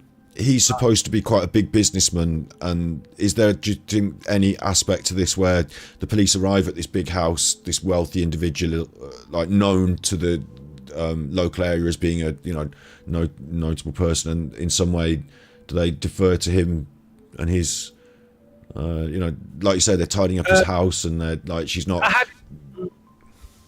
I hadn't seen much to suggest that. I think it was I think it would be more that as he's like, right, well, I'm the one who's who's going to get the money because I'm the businessman. I've got the arrangements, the financial pull. They're asking for my bonus basically, which is something we're going to get. Yeah, I'll sort out the money, And he's being pragmatic, and she's being dealt with by friends. She might be emotional. Maybe Patsy is freaking out.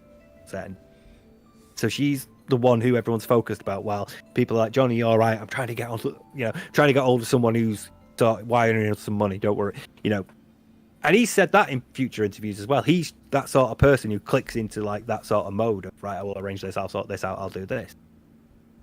So all these people are wandering around, milling about, doing whatever, and the detective, Linda Arndt, she just can't control it. But at 10 a.m., the time that they're supposed to hear from the kidnapper passes, and no one noticed. No one mentioned. Even though somebody's been round to tap the phone to make sure that they can record it if somebody does call, nobody mentions it. So I've got then at 10:30, John Ramsey leaves the house for at least an hour, claims to collect the mail, but their mail is delivered through postbox. So nobody really knows what he does in that time. He leaves for at least an hour. That's very strange, isn't it? It's very odd. I couldn't find much about what he could have done during that time. I would assume he's going to talk to people to try and get money. Did he drive? People are asking for cash. I don't know. I don't know if he took the car out. We're way beyond being able to check his odometer, aren't we, or anything like that? But time has. He is for a bit. Nobody knows. He said to get the mail, but it's like, even if you were going out to get the money, why wouldn't you just say, yeah, I went to speak to my friend or my accountant or my banker to try and get the money? And people would be like, okay, yeah, that's understandable. So it's very odd that he disappeared, but he did. He's known that he disappeared. He said he went. Whatever happens, whatever he does during that period, he's back before at least 1 o'clock, because this is the time when Linda says, why don't you go and search the house? She says, like, just to give him something to do. because she's trying to control a lot of people around a crime scene. So I'll get them something to do. It'll calm their minds. It'll occupy them. It'll free me up to deal with something else. Yeah. Why don't you look at something that might, like something of JonBenét's that might have gone missing? Why don't you go search the house for something, something that's like out of place, maybe? And they start with the cellar. They start with the basement. They go down. 5 minutes later, JonBenét's found. Found in that wine cellar behind the door. So obviously John goes and unlocks the door and he goes in. He doesn't even turn the light on from one account. That doesn't turn the light on. He just immediately sees her, picks her up. Well, at first she's found obviously lying on the basement floor. She's gagged. She got masking tape over her mouth. Was she covered by a blanket or anything, or was she just found on the floor? I think she was covered by a blanket, yeah. But I think, was that later? Did that come later? Because I think or maybe they covered her over like a. Yeah. I think John wanted to cover her at one point, and it's like, well, given that you've got all these people around her, you probably don't want the mum to see. You don't want your wife to see the body of her daughter, So maybe, but yeah, at some point she's covered up. I think that did come. I think she was found under.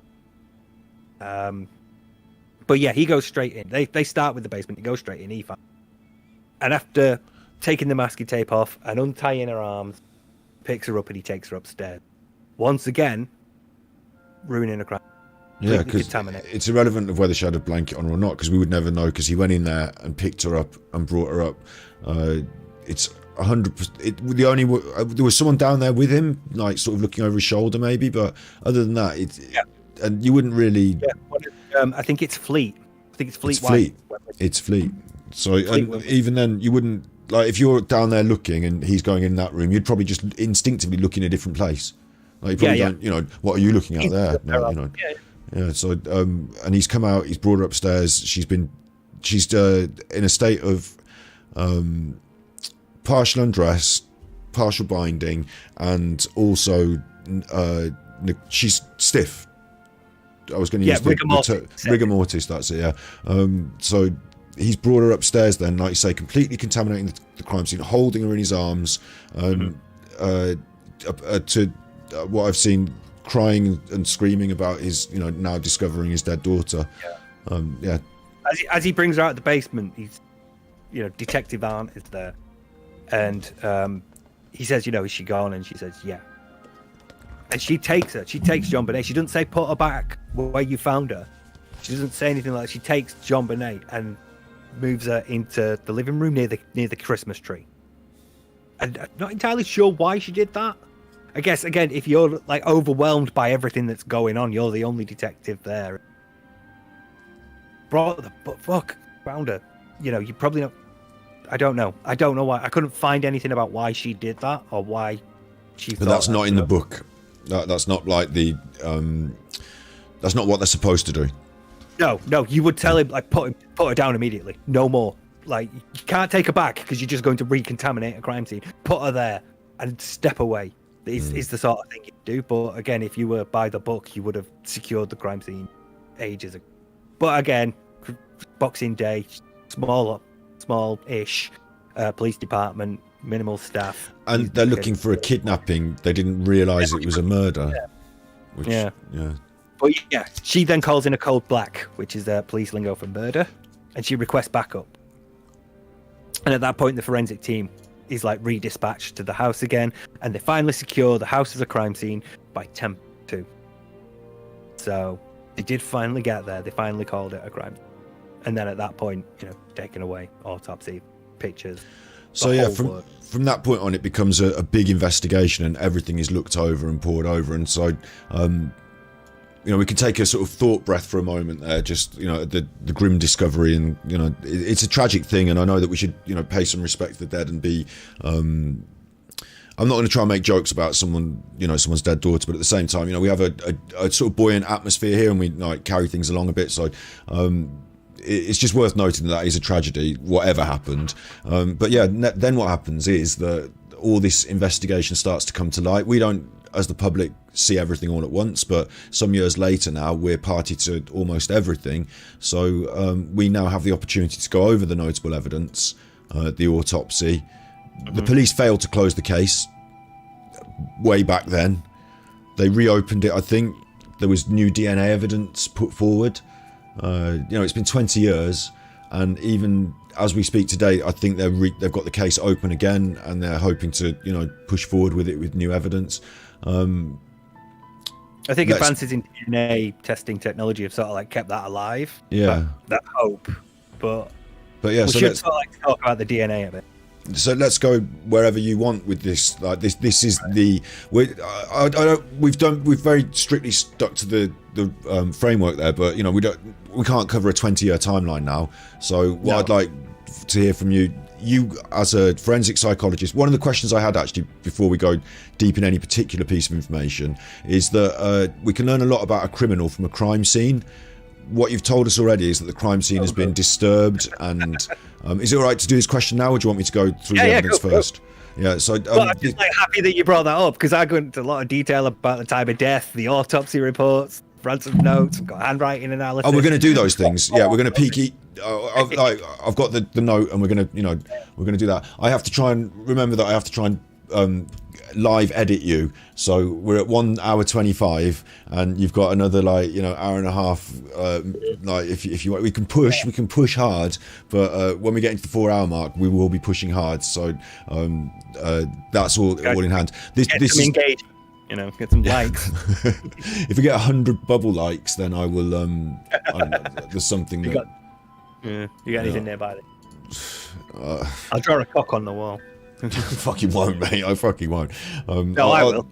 All right, that'll be completely appropriate for today's discussion of the death of JonBenét Ramsey. So anyway, look, the question I've got here is that before we get into that evidence specific, I understand we can learn a lot about the criminal from the crime scene. You are a psychologist, a forensic psychologist. What does JonBenét's body or crime scene, or which particular things speak to you? What does that tell you about who the murderer could be, with an open mind? Cold case detective 20 years on.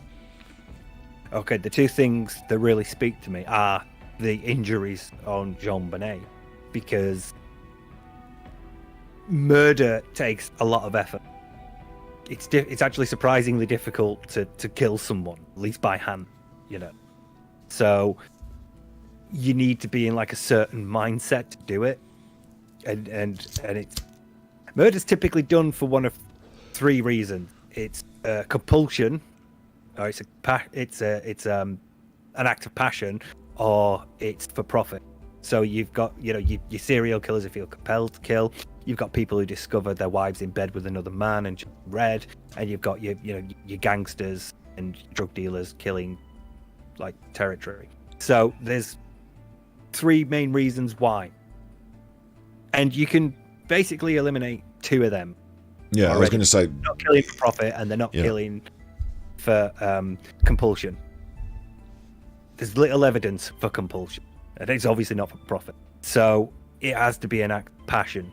So somebody had to get angry at JonBenét, and the injuries sort of bear this out, because there are two injuries. Obviously, she died with she was strangled. There's a ligature around her. There's ligature marks in her neck, and there's even the scratch. So scratching. That's the thing that kills her. But there's a fucking huge head injury as well. So I need to go into that, because she's been hit, and the time that happened as well. Because she was found at 1:05 p.m. and if she'd been last seen at 10, that's a period of 15 hours. But given how her body was in terms of rigor mortis sort of fully set in, and that tends to peak at around 12 hours. It could take it depending on where your body is and where it's found in the environment, whether you're in water or you're in somewhere dry, how hot and cold it is. Cold could really delay the onset of rigor mortis and decomposition. All sorts of how big you are, how much body mass you have, all these things can sort of affect the rate of rigor mortis decomposition. Typically, it sort of peaks after it starts to onset fairly soon afterwards, but it starts in your limbs and your extremities, then the muscly area. So by about 6 to 12 hours, you're fully, rigor mortis, you're fully stuck. So, and there's the pineapple, isn't there? Yeah, in the stomach. Is that her part of this? digestive? That is part of it. Yeah, her digestive system hadn't fully digested that, so she hadn't been alive long enough for it to do that. It was still sort of there, identifiable as pineapple. It started because obviously it hit her stomach. When you die, your digestive system keeps working because all the bacteria in your stomach that are, basically how we digest stuff, they don't stop when you do. They carry on for a bit. So it's still being digested, but it's not been in there long enough to fully digest it and start being expelled as waste. So there's a period where he was hit and died, and then she started to go into rigor mortis, which means that when she was hit and when she died is closer to about 10 when she was last seen than it is to 1 when she was found. She also hadn't been moved since she died. When she was found, when you die, your blood stops moving, and it starts to break down, and it pools in your body. Depending on how you die, obviously it's going to pool in different areas, but the pattern of pooling happens and sets after a certain time. So if you die, if you kill someone and you leave them for a bit, leave them for an hour or two, and then you move them, there's more patterns of pooling being made in the body because you've suddenly moved someone. Blood pools there, and then you roll them over, and then it pools on the other side. So there's 2 marks, so they can tell you initially died here and then you were moved. But there's only one pattern in her, so she was basically left where she was shortly after she died. Could have been killed in another room and brought there quickly, but either way, once she was put there, she was left there. And the police also smelt decomposition, which tends to take place. You have to be dead a fair bit for decomposition. It happens in 3 stages, and the first is obviously you stop and all you. The second is the bloating, which you probably know about. Gases build up, don't they? Gases build up, yeah. But that happens. Actually, takes quite a while. Again, depending on a lot of various factors, but that could take a while. But the fact that she'd been dead long enough for them to start smelling that the cells in her body have been breaking down, it means that probably killed between 10 and 1 in the morning, ish. Given these things have roughly 12-hour time period, probably between 10 and 1 in the morning, at least. But nobody gives the autopsy especially does not give a time of death. It identifies a time, but it's 1:05 p.m., which is the time that she's found. It doesn't give a time of death, and it can't really give that point. But from the autopsy, I have a couple of lines about the head injury. And the autopsy states, on removal of the skull cap, there is found to be a thin film of subdural hemorrhage. So that's bleeding between the brain and the skull. So internally, she started to bleed. She's been hit, and the brain has started over the surface of the right cerebral hemisphere and extended to the base of the cerebral hemisphere. So she's basically been hit along the right side, face, the head. Yeah. Mild narrowing of the sulci and flattening of the gyri are seen. Now, these are parts of the brain. The sulci is, the brain sort of looks like it's been folded over. Yeah.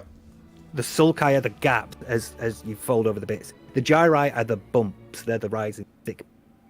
And the sulci are the bits in between. So when they're narrowed and the gyri are flattened, they've been hit by something. It's blunt force, basically. Take a blunt force, which, we know. On the right cerebral hemisphere, so you're talking about this side, is an extensive linear area of purple contusion, extending from the right frontal area posteriorly among the lateral aspect of the parietal region. This is part of the brain. I know this sounds a bit, but this is part of the brain parietal region, roughly about here. You've got the frontal lobes, and then you've got the parietal lobes, about inside the middle-ish.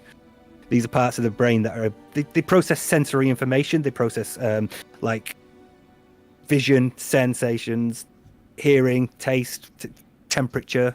They process that sort of thing, and they're involved with movement as well. And into the occipital area, which is the back of the brain, the occipital lobe. We're talking about brain injuries now, so this sounds like a very severe severe impact.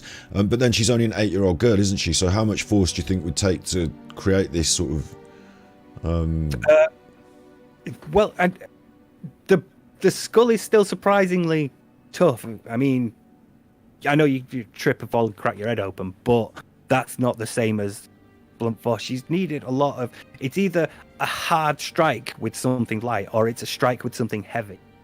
You know, and this is why we're going to come to the talk. But this is not something. This is not you. You like you say, you didn't bump your head on the kitchen cupboard and do this. No, absolutely not. No, this isn't something that you might trip and fall. No, this is you have been like properly hit by something. You've been cracked around the head.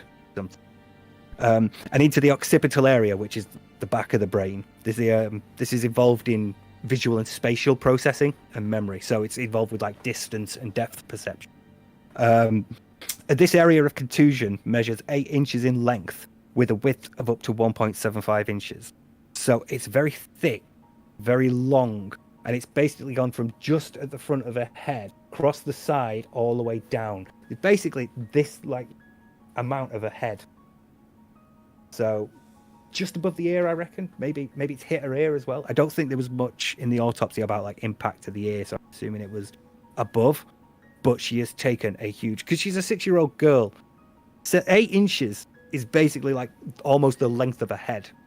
So she has taken a huge crack to the side of the head, right angle across these multiple regions of the brain. So without other evidences, what sort of thing would you guess would make something like is that like a baseball bat? Is it something like that? Yeah, that's that sort of thing. It's a baseball bat. It's a cricket bat. It's not a hammer, because a hammer's the force of a hammer's blow is doing that.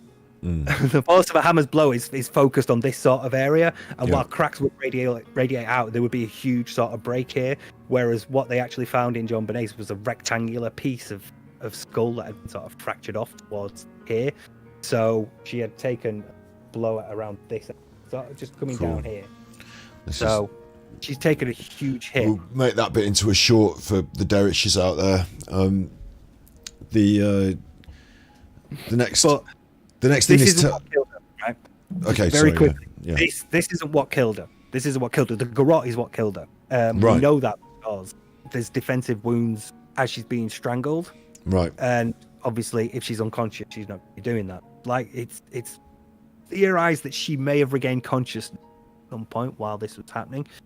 But either way, this isn't what killed her, because herniations in the eyes and under the skin happen when you are strangled, when you're alive, and that doesn't happen if you're dead from blunt force trauma first. If I hit you, if that had killed her, and then somebody tried to make it look like a strangling, the capillaries in her eyes and under her skin wouldn't have herniated. There wouldn't be blood there. Right. What happened was she was strangled to death. She took a head injury and then was strangled. This is what like the autopsy suggests. So, yeah, that's like the huge head injury, and that's why I think you can rule out a compulsion or a murder for profit at that point. That is somebody who's gotten mad at John for whatever reason, hit her with.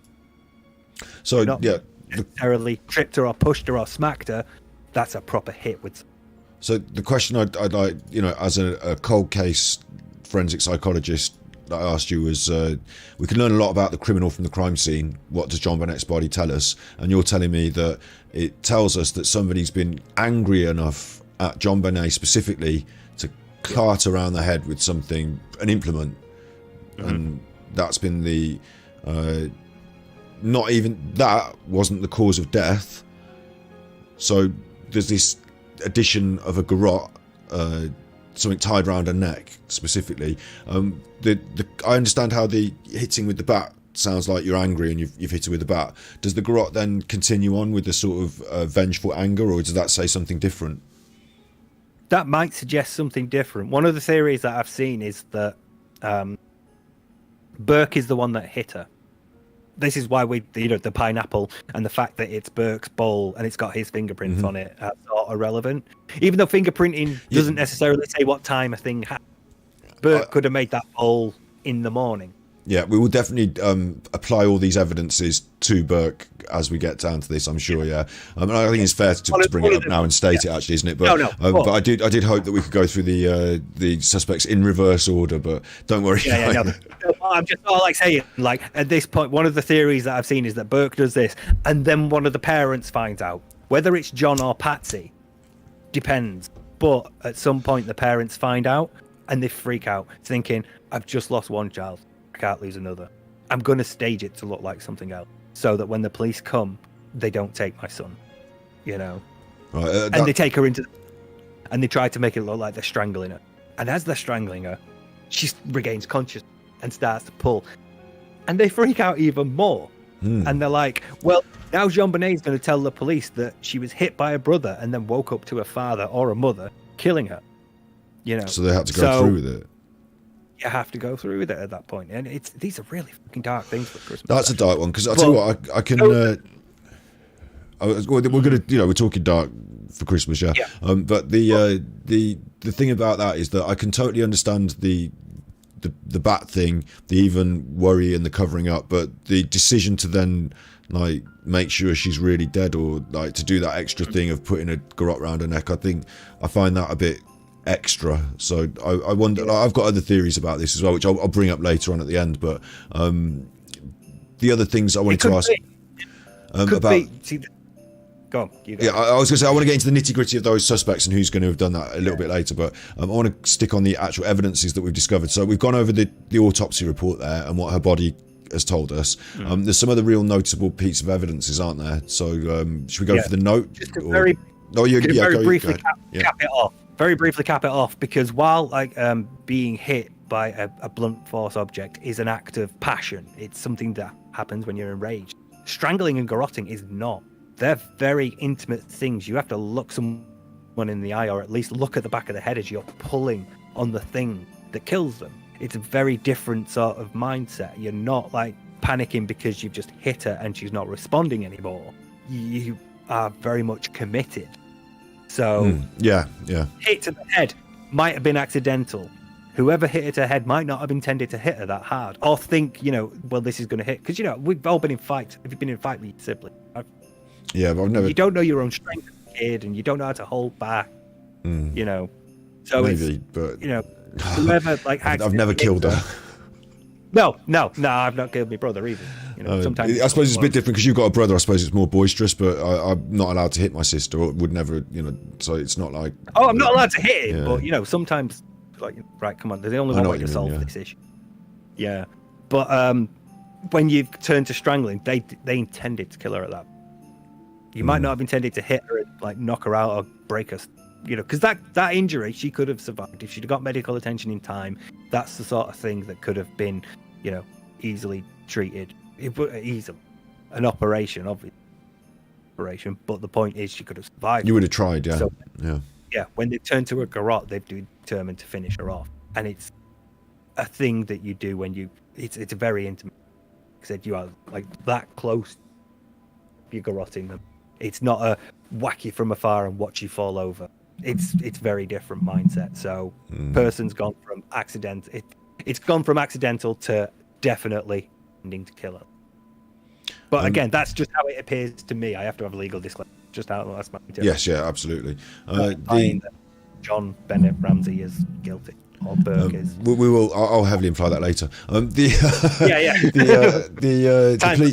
The other notable pieces of evidence then that stand out at the crime scene.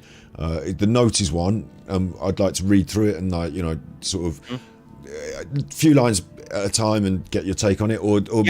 Before we do that, have you got any other like notable piece of evidence that you think would at the crime scene that stand out as being, on your list? It was mainly. Again, because of the presence of the pineapple stomach, there was mainly the pineapple bowl.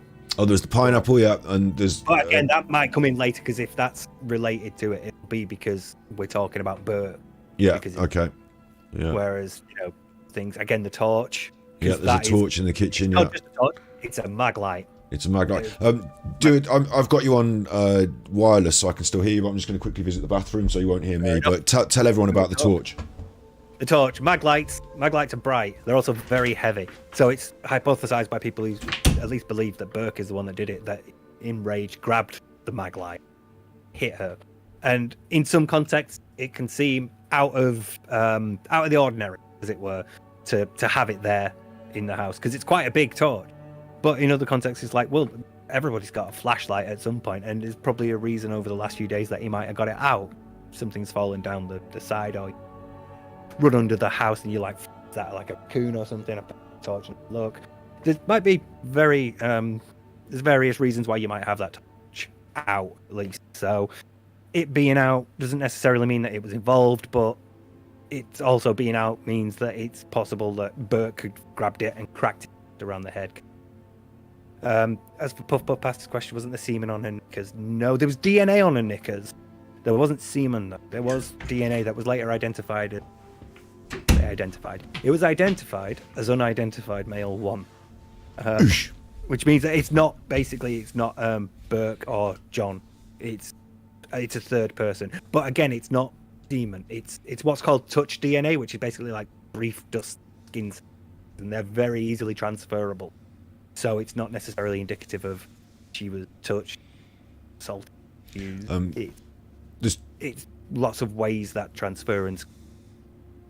There's 2 other pieces of evidence that I think we forgot as well at the crime scene. That she had marks on her body that were like strange shapes, like little, almost like.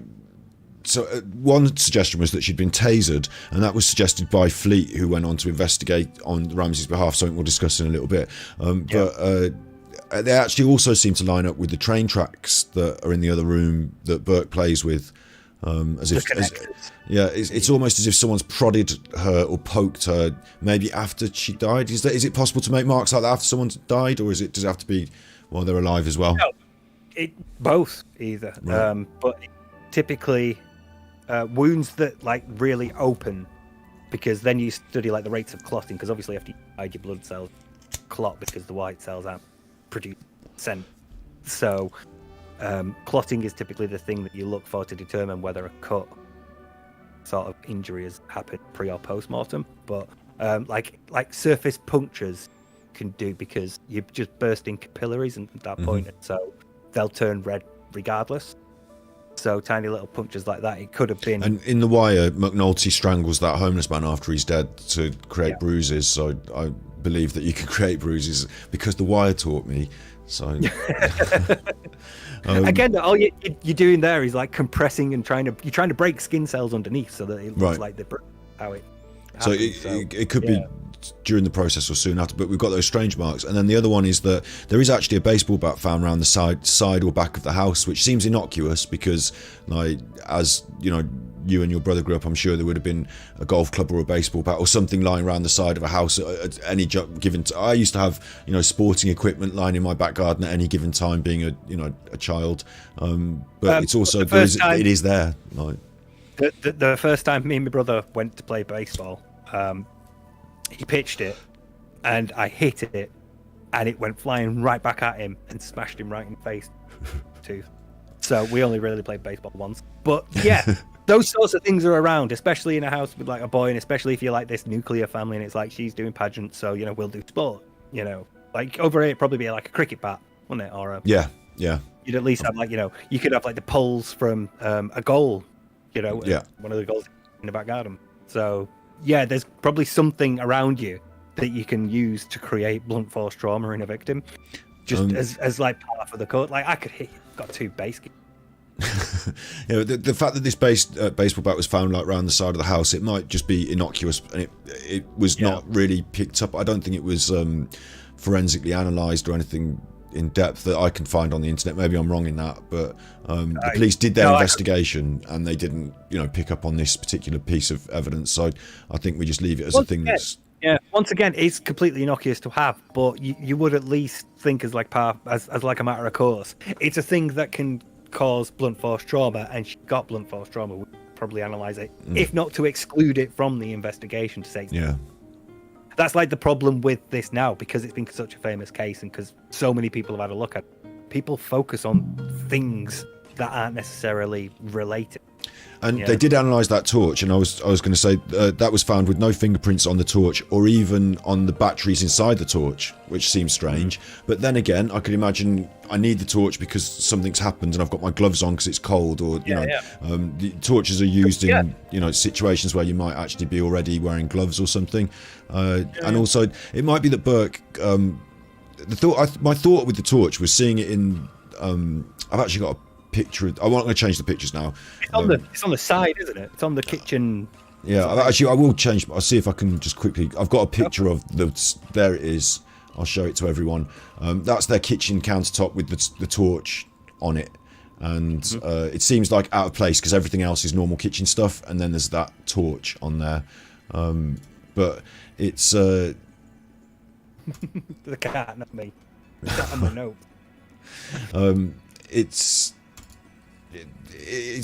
I was going to say it's the sort of thing that if Burke had got up in the night, and again I'm circling around Burke again, but if he got up in the night, it might be that he uses a torch to creep down the stairs, and maybe that's an item he's got in his hand, and that's why it's ended up on the counter. But then it would seem that he should have his fingerprints on it. So there's like a kind of weird, like it does fit, it doesn't fit.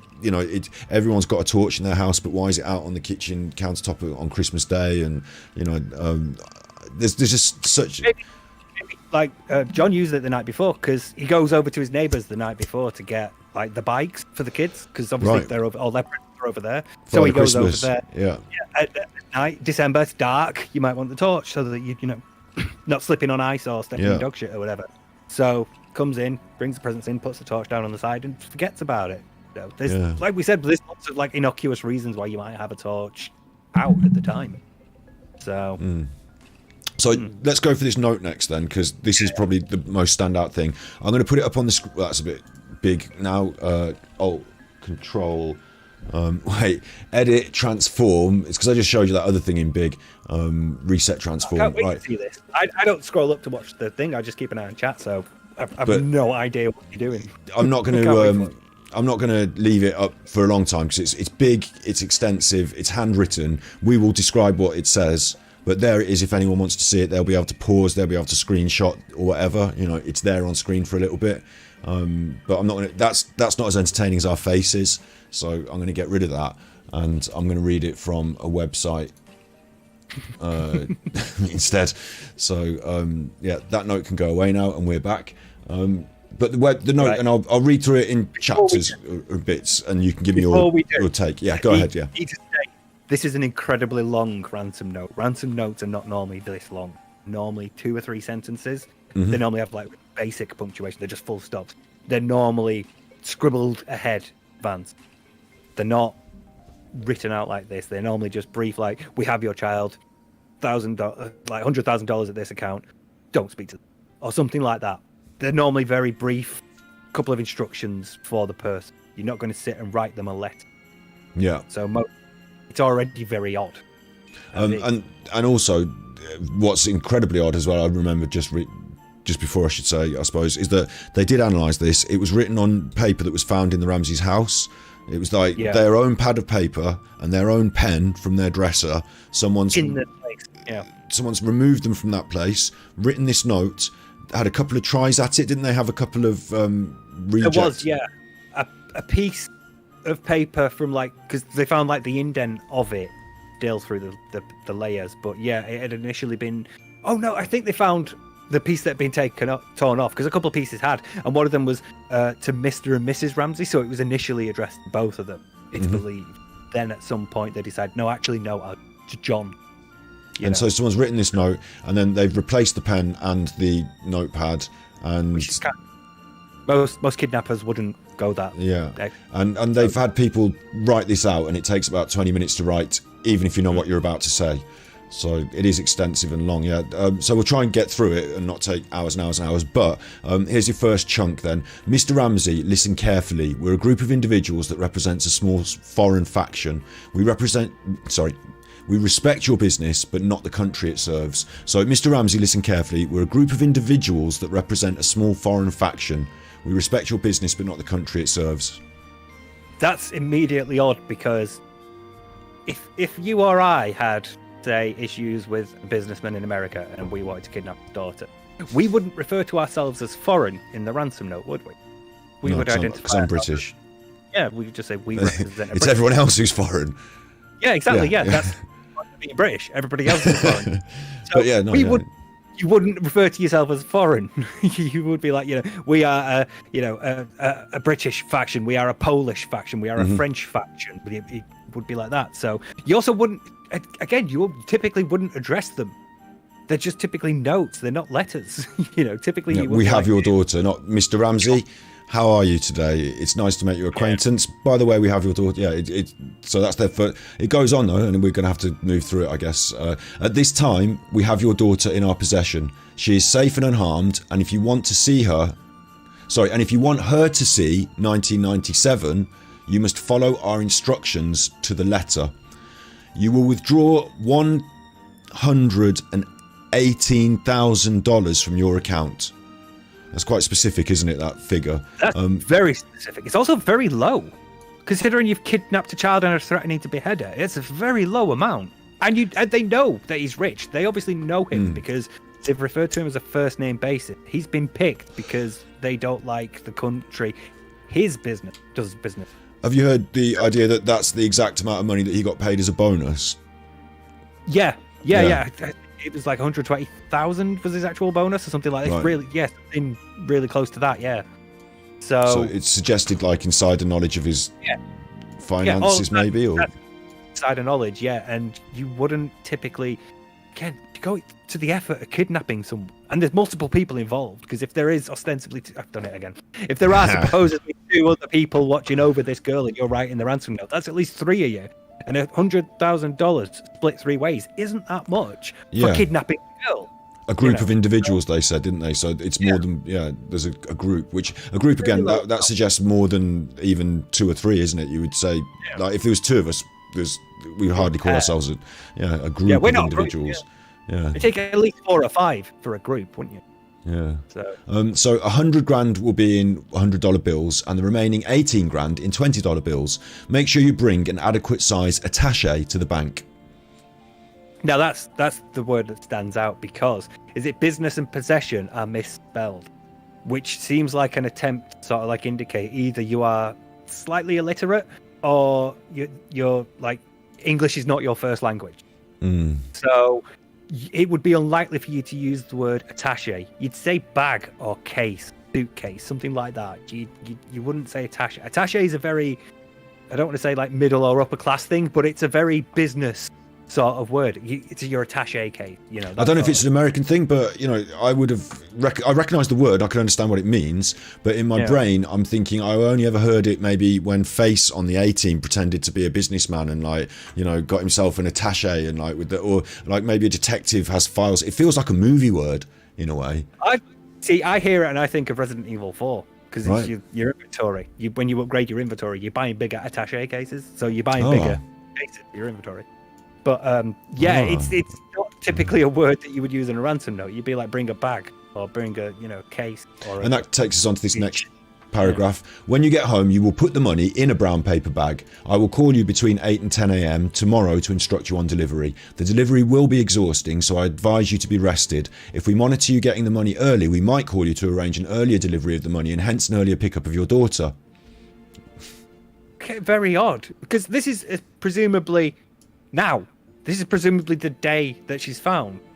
Because if you like wake up in the morning and that's what's there, you would assume when they say we'll call you later, we'll call you at this time, you're thinking today. From the perspective of the person writing, they mean today. So it must be confusing because you're expecting the call at that day. There's not really a time frame given other than we'll call you at this time. And they don't say on Monday or Tuesday. They don't say the 28th, 29th. I think it's really strange because, like you said, it'd be like we'll call you tomorrow. Expect the call at 8. Not, hey, if we monitor, you might call you earlier. Maybe we'll call you later. You might, they're very almost accommodating in this aspect. Be rested. If you get the money early, we could call you earlier if it makes it easier for you. The be rested is weird as well. I don't know what that supposed to suggest. The delivery will be exhausting, so I advise you be rested. Yeah. That's an odd one. That totally baffles me. That one. I don't know why you would say that in like Pam said in chat. It's very considerate. Yeah. Make sure you've had something to eat and have a milk before you go to bed. Maybe there's a suggestion that you'd have to run or go somewhere. Is the cat going now? Yeah. next paragraph. Any deviation of my instructions will result in the immediate execution of your daughter. You will also be denied her remains for a proper burial. The two gentlemen watching over your daughter do not particularly like you, so I advise you not to provoke them. That's very odd. Did they say beheading as well? You wouldn't say the words execution and things like that. You would say the death or kill. You know, we will kill your daughter. If any deviation, we will kill her. You know, that seems to be, again, because you're going for the foreign aspect. Those are words like, you know, Americans don't execute. I know they death row and everything, but, you know, typically you wouldn't use execute. You'd say kill or murder. You wouldn't. Whereas other countries execute. Middle Eastern countries execute. And we've also got this suggestion here in the note that there are two gentlemen watching over the daughter. But as we know, she was never kidnapped. Like, she's still in the house. Like, she's dead. So there were no two gentlemen watching over the daughter. So even if they intended that, it's strange to... It's almost like you're describing a wider criminal enterprise that doesn't exist, because... certainly at the writing of this note, no one was watching over the daughter. Right. Yeah. Sorry. It's like, again, you're trying to imply a bigger... Maybe to scare him. If you are sort of like taking it at face value, you would... like tried to scare him by suggesting there is a larger group behind me. It's not just me that's taken your daughter. I've taken her on behalf of a bigger group. So don't fuck around. But I guess we know that we know two men. Yeah, well, there couldn't have been, because if that were true when they were writing that note, then they would have had to have taken her somewhere. Someone would have had to have been watching over her. That didn't happen. Yeah. So any deviation from that's the one. Speaking to anyone about your situation, such as police or FBI, will result in your daughter being beheaded. If we catch you talking to a stray dog, she dies. If you alert bank authorities, she dies. If the money is in any way marked or tampered with, she dies. You can try to deceive us, but be warned, we are familiar with law enforcement countermeasures and tactics. There's a bit of bravado in that. I can imagine, like, you know, in your Die Hard sort of taking over Nakatomi Plaza, sending out message sort of thing. It's very, and I know it's been said a lot, movie-like, but yeah, it's not written, and as we know now, it's obviously not written by somebody who knows like how criminals like this are actually done, because we've gone into that long and we know that her body's in the cellar. But yeah, the word execution and the words beheading, they're the ones that stick out. You just wouldn't do that. You would say kill. Just say any. If you talk to police, we shoot her. It would be something like that. Kill her. I've even heard it said that the exact wording of "if we catch you talking to a stray dog, she dies" is used in a film like Dirty Harry or one of the films that was found in the home.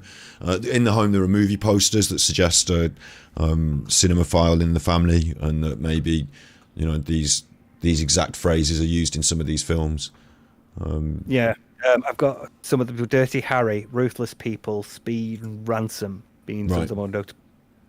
But I mean, people watch movies though. That's again not necessarily like having movie posters. Somebody that I'd seen had listed the book Mindhunter, which is by one of the first FBI profilers, and he's a guy called John.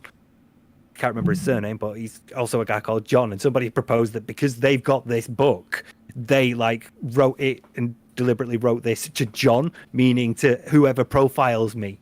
And it's like a huge stretch to just like link this like completely unrelated thing to it. So it may be that this person who is trying to write a note that sounds like menacing and foreign can only draw from a couple of movies that they've seen and half remember. But them having movie posters doesn't mean that's what people have movie posters. And then finally, we've got, don't try to grow a brain, John. You're not the only fat cat around, so don't think that killing will be difficult.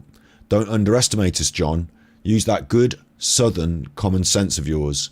It's up to you now, John. Victory. SBTC. Once again, right, that's very... There's insider knowledge there because they know John's from the south. Colorado isn't southern, is it? One of the northern mountain. I have absolutely no fucking idea what my brother's been to Colorado to go skiing, so I'm assuming, and South Park set in Colorado, so I'm assuming. I know. For America, you've got one side of them with New York, and then the other side of them with like California, and then everything in the middle. Just you've got where DSP used to live and where DSP lives now, and then everything else. Yeah.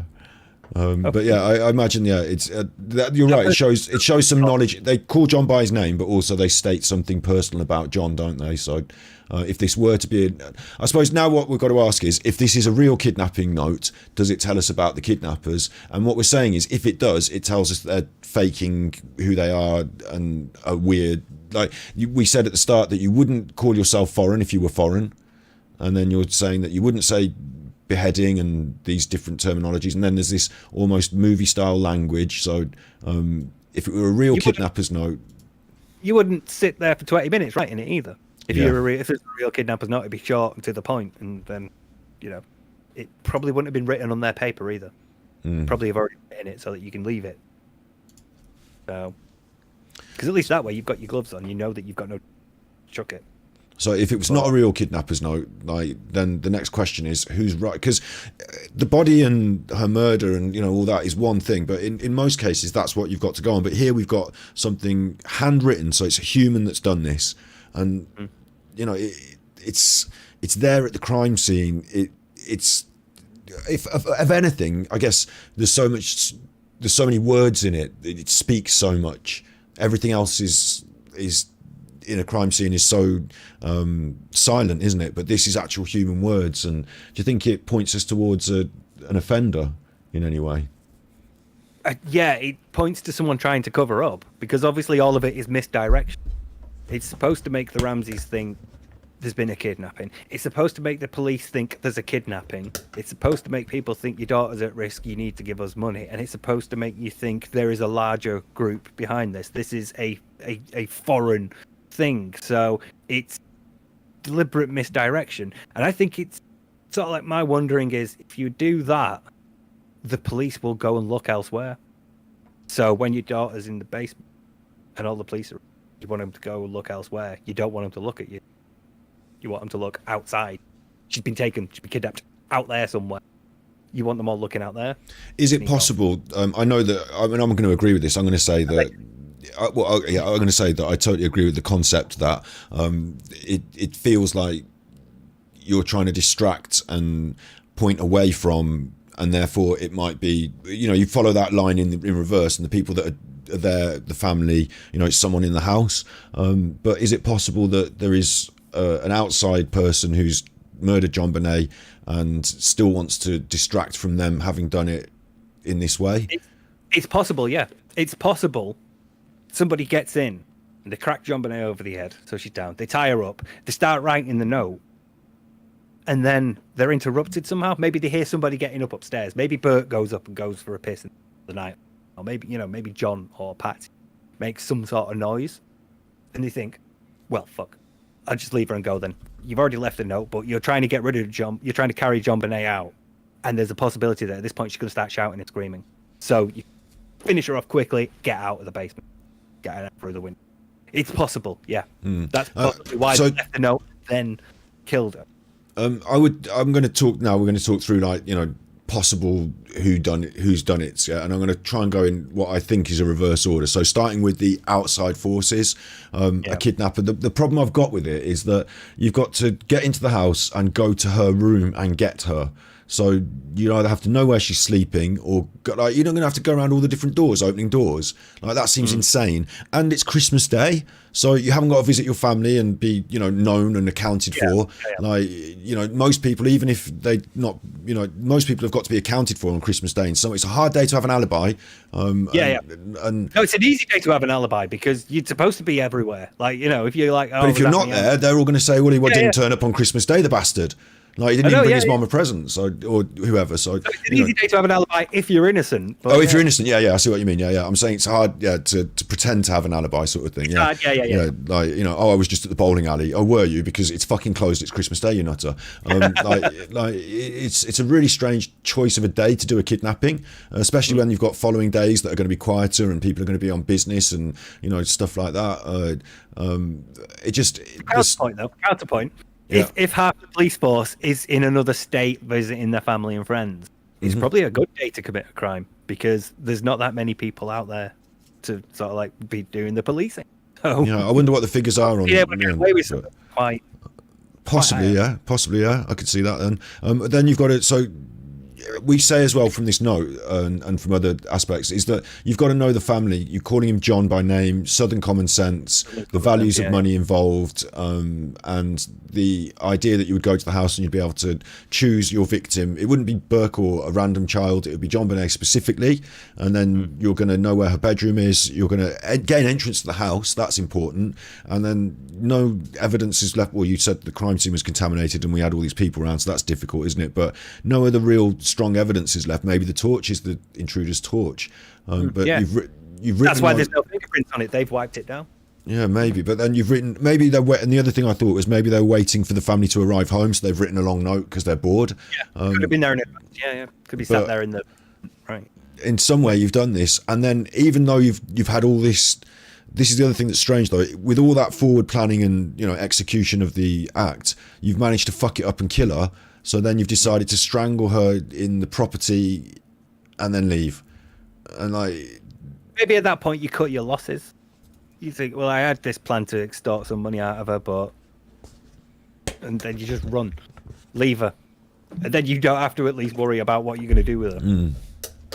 There is a possibility here actually that other than knowing where she is in the house and how to get in there, and you have to be angry at John, think of him as a rich person. He's running all these businesses. Maybe you've lost your job and it's Christmas and you're on the the drink and you want to get back at him. That could be. You could profile this. Is this right? Could I put together a profile of this sort of offender? And do you think we could be? Yeah, it would be somebody who has prior knowledge of them, because, like you said, it's directed at John. It meant personal things, the numbers. They knew JonBenét specifically, so it's possible. It could be. I know that one of the more common theories is that she was deliberately picked by a paedophile to try and kidnap her that way, but. I think because of how personalised things are, more likely that somebody knew John rather than it was somebody. They have to know John. They've mentioned him in the note. Yeah, they'd have to know him. They knew that he was married because the first note wrote Mr. and Mrs. So. And also, I'm just, this is random conjecture about how a paedophile would behave, but the pageants, the outside of the family events. That's where people have their children snatched or worry about, keep hold of my hand. And, what I mean? Actually within the home, that's the hardest place to go and take a child. And I would think that these sort of people are more opportunist, cowardly, less likely to go into the house where the parents are asleep. Would it not be easier to take a child from a play park or a busy pageant than it would be their own house on Christmas Day? I don't know. I assume that at a pageant, the parents are always on watch, because they're there helping the kids getting ready and all that. You've got a lot of people around. Whereas on Christmas Day, your mum might have passed out drunk and the dad might be falling asleep in the chair. I'll tell you what, I've got another one to just float here then. I find the Fleet character, I don't know loads about him, and the whole podcast today is not going to be extensively about him. That could almost be its own side tangent episode, couldn't it? These other characters. But I wondered to myself as well, saying about whether Patsy Ramsey was carried in herself, whether, Fleet has any, he would, out of all the people that could be forwarded and put up for this, he knows the family, he's seen them recently. If he was a predatory paedophile, he could have set them up by giving them a roofie or something, sent the family home, turned up later, and he knows where she sleeps and he knows what's going on. It could be someone maybe like that, that's got this close knowledge of the family and was able to. Maybe he would have felt less worried because he knew they'd be asleep because he's seen them totally drunk and stuff like that. Could it be something sinister like that? What I'm also maybe saying is I think this is on the weaker end of the scale. I think this is less likely it could be. So maybe are there any evidences that point against this that say, no, it wouldn't be that for this reason, that reason, the other reason? I think it's less that there's evidence that disproves it and more that the evidence for it is really weak and circumstantial. Tell me about the footprints in the snow. I thought they cleared the snow. They cleared the snow so that JonBenét could go on a bike during Christmas Day. So I thought they'd cleared the snow out of the front. Also, I'd heard that it had been like particularly warm that year, so there wasn't that much snow around. Because there is a suggestion that this intruder got in through this sort of side basement-y window thing. Again, I don't think I've got a picture of that, but we're going to be a podcast that gets eventually put on Spotify, so I'm not going to show loads of pictures either. But there is a sort of small basement-y sort of window, the sort of thing that if you know about it, you could possibly get in if you've lost your keys, but you'd have to know about it. And maybe there was a small burr of snow near that, and they're saying that they didn't find footprints, and it's all very loosey-goosey, isn't it? Like, yeah, it's circumstantial. Like, you could build a case with it, but it was so weak. You know, like we could say like the DNA on her suggests that, you know, there was somebody else, but it's like that DNA could come from anywhere because it's transferable.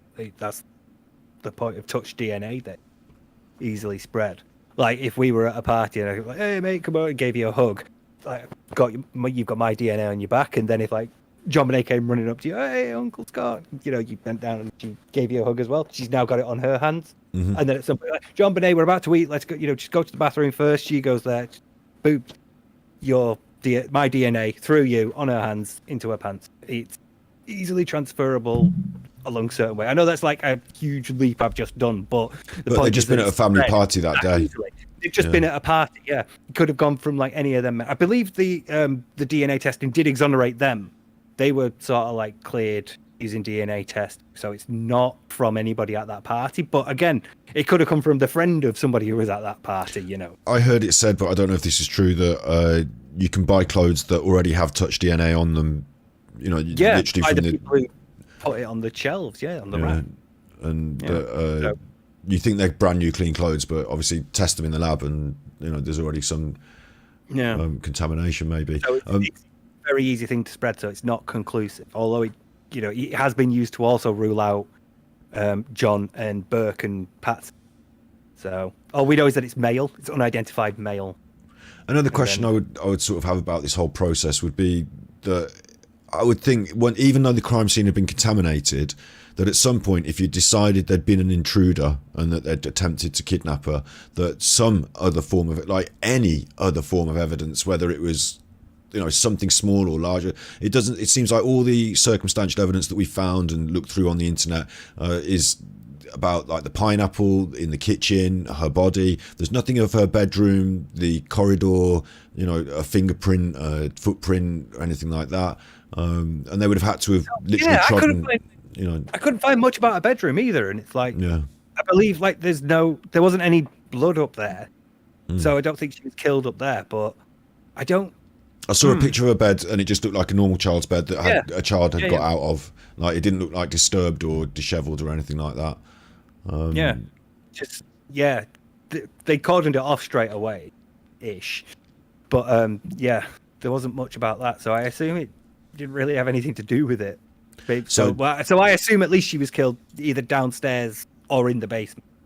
So if we're going to say maybe it wasn't an outsider, like we've talked about that, and we've found that whilst it's possible, we're stretching the realms of possibility because there's not this other supporting evidence to back it up. Even if, you know, it could happen, it doesn't look likely that it happened, and it would have to be a very specific profiled person who knew John, was angry, was alone at Christmas, had decided to take revenge through the kidnapping, and maybe needed the financial reward of the kidnapping, and also was so inept that despite having managed to break in and effectively get hold of JonBenét, still managed to kill her and leave her at the crime scene for her to be found. Like, it seems like there's an awful lot of ifs and buts there. So that also then would say they also didn't bind her very well. Apparently the binds around her wrist were not that tight. Right. So she's like there like that. Apparently those weren't, like, she could have wriggled out of them. They weren't tight enough to like properly hold her. So does that suggest they were put on afterwards, or it suggests they were put on quickly, more to look like she'd been tied up than actually to tie her up? Right. So yeah. Or again, mention handwriting analysis as well, because that Okay. Yeah. I mean, handwriting analysis is iffy at the best of times. Over here, it's not that like strong evidence. You can look at a piece of handwriting and sort of like find similarities, but there are a number of things. So like if you wrote the same sentence as me, we could tell that, you wrote that one, I wrote this one. Yeah. But if I wrote the same sentence over and over again, it wouldn't be a perfect match every time. It never is. There's all sorts of little things that affect how you write. And there are even things like what pen you use, what paper you're using, how thick or thin the paper is, whether it's a piece on a table or a piece on the pad, what pen and how fast or slow you're writing, whether you've got something on hands like gloves, whether you've got something like moisture, whether your hands are trembling, all sorts of things affect. And if you were trying to make it look like it wasn't your writing, which you obviously would do if you were writing a note that was a kidnapping note that you were going to leave at the scene of a crime, then you probably would do your best to disguise your writing as well, wouldn't you? You would try, yeah, and you would be conscious of that as well. So there would be lots of like mistakes along the way as you naturally go to write. Say like you're writing, come here, or we've got her. As you're writing the W and then moving into the E, you might be like, oh, hang on a minute, my instinct is to connect them a certain way, but I'm trying to be something else. So there'd be lots of like, I think they're called hesitation marks. Like where you've got the pen on the paper, you're not moving it yet. I'm going to put the note up again. Yeah. A bit. Well, yeah. So you would try to disguise it as much as possible, and it would sort of show. It's difficult. The Cat Bally, who said, as someone who's studied forensic linguistics, takes a lot of effort and extensive planning to fake a style of writing and vocabulary flawlessly. And it really takes a lot of time because you're so conscious of it. And handwriting is so unique to you, and it's so natural by like the time you're at the age that we are, at the age that John and Patsy were. It's inbuilt at that point. Your handwriting is your handwriting. So I believe like it's similar with hers, but not conclusively enough that you could prove it in a court of law. But I'm sold on it being her because it's so similar. It's nothing like Burke or John's. I think it was her that wrote it, but that doesn't mean I think she killed her. Yeah, I just think she wrote it, possibly in a panic. On that exact point, I saw or heard on the internet. Again, it's one of those that I saw on the internet that it was analysis matched it up to her, but not it didn't match it up to her. It's like you have a scale, and if it gets 8 out of 10 on the scale, it's definitely her, and this hit like 7, so it wasn't her, but it was as close to not being her as you could get. But all these different things, and maybe the Y's are very similar, and then there's also an idea that she changed her handwriting style afterward so that it would appear that she didn't write like that. I also had the question in my mind whether if you're going to teach your child to write, then maybe they might know how to. I used to know how to write like my parents, style, and like maybe like Burke might have tried to write it like his mother, and maybe they might have thought it looks like his mother. But there's that as well. So, but the one thing that's certain is that out of all the people around, it's quite similar to Patsy's style of writing. Like out of all the options and possibilities. Of all three of them. Yeah, that I'll just show it one more time. Like, it's handwritten, and they weren't able to say this is definitely. But I suppose without repeating myself, like, why would you write it in your own handwriting? Like, it would be an absolute insanity, wouldn't it, to leave essentially a confession in your own handwriting? So that's why I think there's like just enough discrepancy that you can't say it's conclusive to her. I think she's trying to not make it like her, but doing that quickly in a bit of a panic because you found your dead daughter. You've either killed or you found your daughter dead. Right, I see what you're saying now. Yeah, she's doing a bad job of it. Yeah, bad job of disguising it. Whereas most of us would. Oh, could you just say I'm writing with my left hand? And she hasn't. That's so obvious. It's so unless you're ambidextrous, it's so painfully obvious between left and right. You could try if you're right-handed and you try. I mean, it doesn't matter that it's obvious that it's bad, but would it still always be my handwriting, or would it just come out so bad that they wouldn't be able to say it's me? So bad they wouldn't be able to say it was you. Because you're just all over the place. You're not like consistent. So we're saying, I see what you're saying. You're saying this is not written by a left-handed. No, this is not written by somebody who's right-handed writing with their left. It's too neat, but it's also not naturally written. It's somebody trying. To me, at least, it looks like that. But again, handwriting analysis is not really. Okay, so. Science. So we're at 2 hours. We're at 2 hours 20 minutes, right? So we're going to get into the juicy, like we basically. Getting near to divorce time for ALT. No, I could go on. I could go on long with this if you want. But I'm also I think about 3 hours for a podcast is about right, and I don't expect you to talk until 2 a.m. So this is the point now that these three are like the main suspects. Yeah, so we're on to main suspect time. So in reverse order, and you give me your reverse order. These suspects, why? Give me the case for and the case against in reverse order. Okay, having discounted an external person, an intruder, I think it is least likely to be John. And then I go back and forth between Patsy and Burke. I think it's possibly both Patsy and Burke. Maybe. Okay, so we've got different theories there. Maybe all three. I don't. Let's say John then, right? Let's just. I remember telling you this when we were chatting. Yeah. We'll go through them. We'll go through them. Let's say John first. Let's discount, or if it were John, we would have to be saying that he has discovered. I wanted to call her Madeline. Discovered JonBenét awake and decided. You said it had to be someone that was angry at JonBenét. It was, he's not going to be contracted to kill his own daughter. So he's discovered, for some reason, he's got angry at her and he's hit her with enough force with an object to break her skull. And does that? The reason we're saying it could be him is because he's in the house. There's not many people around. Does it sound like something a grown male, any reasonable person would expect someone's father to have done to their daughter? I just think that's outside the realm of possibility. Sadly, child abuse is a bit more common than we'd like. True, yeah. Rest in peace, Arthur. But there isn't much evidence to suggest. Nobody found evidence of abuse on her. She wasn't being consistently abused or sexually abused or anything like that. But it's not that far out of the realm of possibility for a father to hit his daughter with enough force. He accidentally, he at least knocked her out. I thought she was dead, or thought I have to finish. And I don't. I just think because most of the accounts suggest that he was the last one awake as well. So he was either in bed before Patsy was, or he went to bed shortly after. But either way, he's the last one awake. So he's not the one who found the note, which means that it was less likely for him to be the one who killed her the hours before. I feel like he was. I just feel like he's. You mean he went to bed first? Either he went to JonBenét was apparently, but he was either the one who went to bed first because he's obviously the one who drove the family there and back, knackered, full of food, and he's had a long day and he just wants, like we said before, could either way, or it's he carried his wife to bed.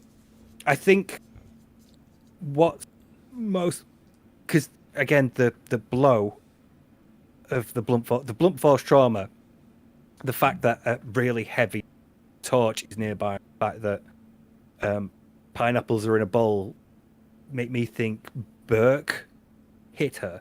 Yeah. Well, we're going to come to that. I'm just asking you to give me the case. Could it be John? Could he have done it? We want to exhaust this avenue quickly before we move on to Burke. So he could have done, but I don't see much evidence that suggests it was him because there's nothing that conclusively. There's nothing that even strongly hints. Yeah, for me, all the behaviour around that time is focused on Patsy because she's the one who's up at weight, and it's they both claim Burke slept through all this. Going by your account though, I understand that you could have incidents, or you could have he could have been a child abuser, but then it doesn't feel like that's he's got other children who don't attest to that.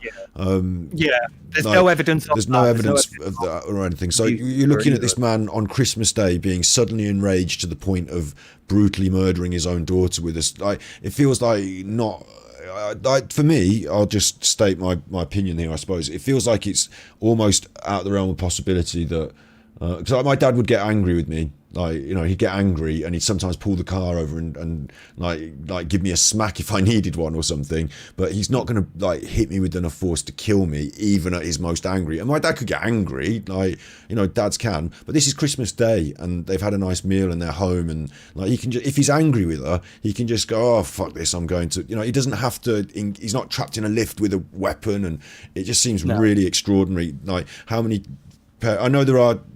These cases where people systematically abuse their children, it's fucking horrible, but this doesn't feel like one of them. I'm going to say 1 in 10 chance that he actually did that. The same sort of thing for me is the lack of evidence to suggest it. There's no evidence of abuse, and to go to the point where you are abusing your child enough to kill them, there's normally past evidence of abuse. Broken ribs, other things. Broken ribs, neglect, signs of being hungry, they're starved a lot, stuff like that. In John's situation where, you've been out all day, you've had a lot of food to eat, you've had a good time with your mates, you've drove the family home and you're knackered and all that, I don't see you getting so mad at your daughter that you hit her with enough force to brain her. You're more likely to go, just get to bed. That's it. Get to bed. Put the toy down. You're not playing with it. Get to bed. Because you're fed up and you just want to go to bed. So you're like, shut up and go to bed. You can play with it in the morning. And actually, as an adult, you don't have to hit someone in the head because you can shout at them and it scares them and they go, she's an 8-year-old girl. If her dad needs to tell her to do something, he's not going to be required to do it with force enough to kill her. You just shout at her and she'd do it, wouldn't she? Yeah. She was 6. She'd have been like, 6, sorry. Run upstairs. Yeah, you would be terrified of your dad. Yeah. Shout at him mad. So with him sort of out the one side then, like in terms of the actual act of killing her, we've got 2 further suspects in the house. We've got Patsy. Again, I'm going to put Patsy first now and we'll talk about Burke in a second, because what we're going to suggest is if Patsy were to have killed her, it's a similar sort of situation. She's an adult. Yeah. She's discovered her daughter or decided, there's this other added thing with Patsy is that she could have wet the bed and so she decided to hit her in the head with something. But again, in order to go, for me, I'll just say my opinion, because I think, rather than beat around the bush here, I've had angry parents. They're not going to, if they've got to deal with the wet bed, they're going to deal with the wet bed, but they're not, it takes what do you call it in homicide, premeditation. That's the thing, isn't it? It takes a premeditation to say, right, I am now furious. Call you, sorry. Okay, yeah, quick, yeah, go ahead. I am now furious, so I'm going to decide to smash my children's head in is a bit of an excessive step for me. While Steve quickly takes that call, I'm going to quickly shield. Oh, no, I'm not. He's back. He's all right. You're all right? I'll wait for him to put his headphones in. Apologies. It's fine. It's fine. It's cool. I was just saying, as a mother, to go from I'm angry to I'm going to have to put down this wet clothing and this bed clothes and dealing with the child and decide to pick up a weapon and hit them, that's another step entirely. And I just feel it's I understand that there are cases where this happens and it happens, it's tragic, but this doesn't feel like one of them. Again, after a night of celebrations and Christmas, what do you think about that? Do you rule Patsy in or out for those reasons? Yeah, I feel exactly the same, because again, even if you're dealing with wetting the bed or she's done it again, Christmas dressed, gotta get up early in the morning, you don't go from 0 to 10 straight away. There's stages of it, and even if she's frustrated, there are points along that path that she would have been at before hitting her over the head hard enough to knock her cause. So I don't. And JonBenét was a favourite. She went to pageants and things. She was a favourite. She was a daughter. She was a little girl. She was her pageant queen. So I don't see it. I don't see either parent being the one to actually hit her hard enough to put her out. That's the problem. Burke, I see being able to hit her hard enough. That doesn't mean I think Burke, I think, is the most likely to have hit her, because as an older brother. Okay, wait. If you're going to give me Burke now, just make sure you've got your mic, because you just got off and moved, and just make sure. Just make sure you give me right into the mic. You give me your Burke right into the mic. Right. Let's go into I have definitely beat around this bush of all night. Let's stand him up, and I understand he sues people, so you can't sue me because this is all just a theory. We're from Great Britain and we don't know fuck all. And shut up, Burke. So you go ahead now, and Burke, the main suspect. Give me your theories. Go. Burke, as a 9-year-old boy, is frustrated with his. He wants to stay up and play with his toys, but he can't because he's told. He's hungry, so he at least knocks up some pineapple in a bowl before going to bed, so he can finish it off. And she comes down. She's hungry as well. She pinches him. That was my pineapple. And he's just fed up of him. Doing her head in. She's been doing his head in all day.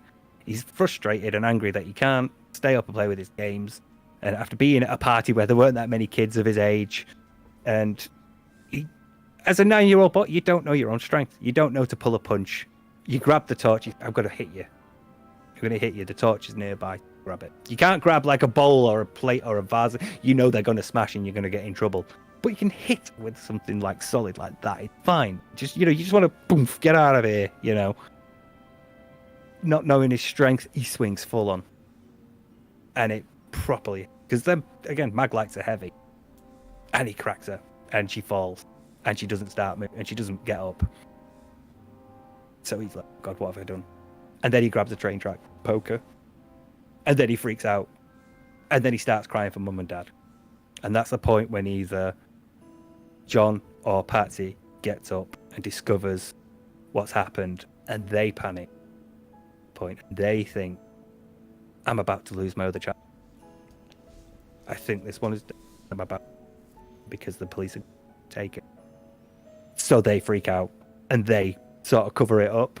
They think, we'll stage it. We'll make it look like, she was kidnapped or something. Or maybe, somebody broke in and tied her up and tried to, we'll just make it look like something else has happened. And in the process,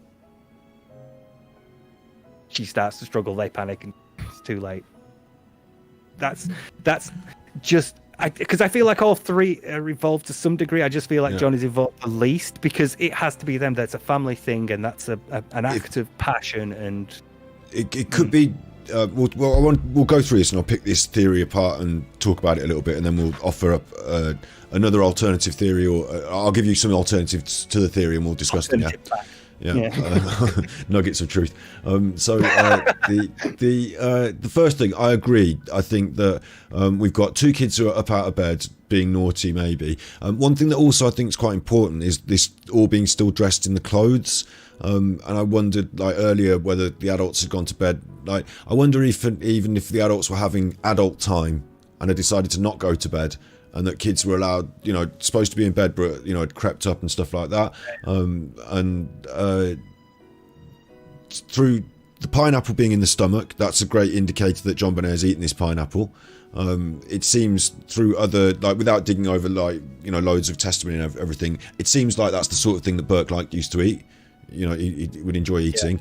And I agree with this whole concept. Even if it's something as silly as fingers in a bowl, it can, that's mine. And a lashing out. No, I can, like, I would actually say that's the strongest case of any that we've looked at tonight for how JonBenét. We can both attest to being annoyed by our siblings, so it's not too far to think, well, yeah, that would annoy me as well. And I remember telling you off camera, didn't I, about a time when we were at a local fete, there was a rope for a tug of war game, and the kids had been told not to play on it. My leg got wrapped in the rope and the kids were pulling it, and my sister was there and pulling the rope, and she said, I thought you were enjoying it. And I wasn't. It was really hurting my leg. So things can go a bit fast sometimes when kids just out of the blue, things just kick off maybe.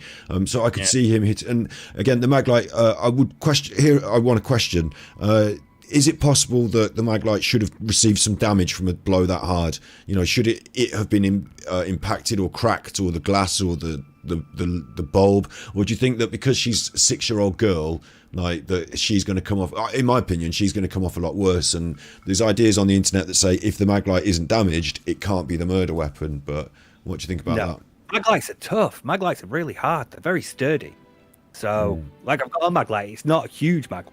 It's small, but it's very strong. And compare it to a Payday.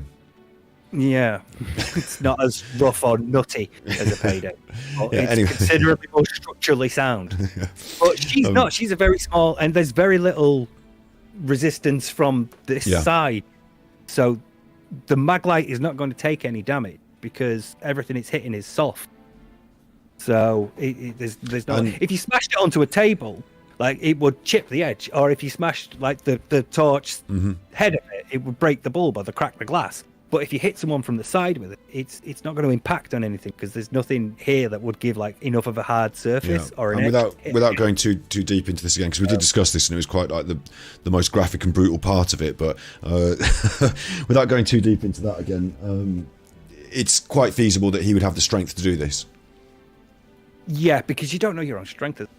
And especially if there's a baseball bat outside, it means he's playing sports. He's a scout. He's physically fit. Well, he's at least out enough, that he's probably not out of shape or anything. He's probably capable of putting some weight. Again, we go back to, like, playing as kids, and I remember, like, wrestling with my brother and picking up, like, one of them plastic. We had tea trays, serve tea on. I remember hitting him over the head with it, not knowing my own strength, not knowing how heavy this thing was, and properly cracked him one, and he really hurt and really like burst into tears immediately. And I was like, that's fucked up. Because you immediately know I've hit him with something I shouldn't have hit him harder than I should. It sounds like your brother came off worse in many of your altercations. Yeah, that tea tray was fine. It was very structurally sound, but yeah, it's. So yeah, we're saying that Burke.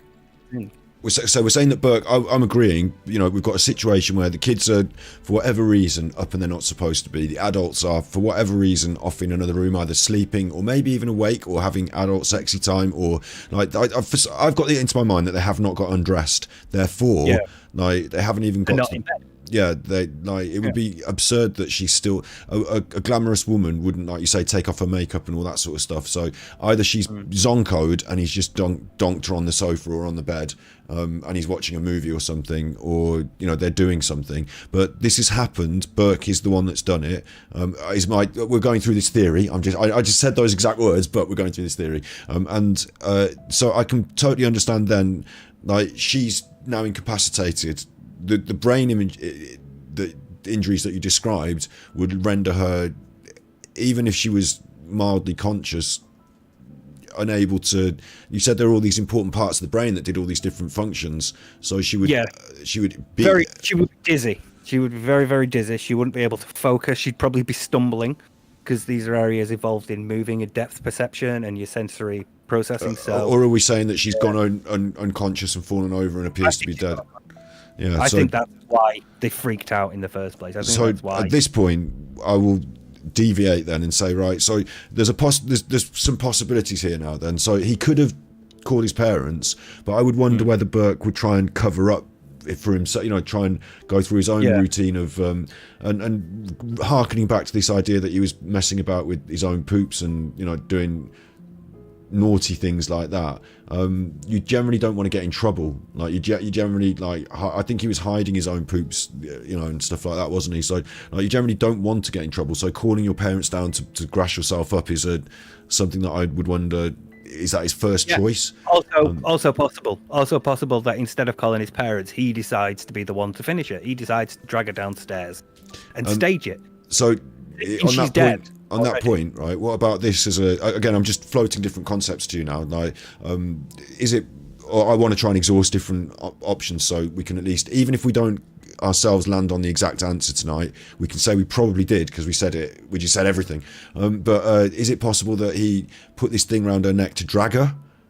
Could that be a tool used in some sort of, you know, and then she's... Well, the brush is broke, isn't it? So it's possible that but I mean, you're probably going to try and drag her by grabbing her under the arms and, you know, just trying to... That's true, yeah. You're not going to automatically put a thing around someone's neck to drag them anywhere, are you?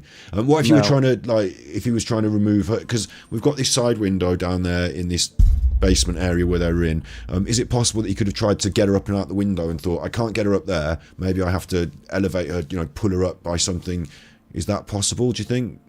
Yeah, that is, because the doors aren't locked and the alarms aren't on, so he could sneak round, knowing this window's broken, and, you know, like maybe either thread it through, come back in and tie it, or whatever. Or he could be like, tie it, throw it, run up and...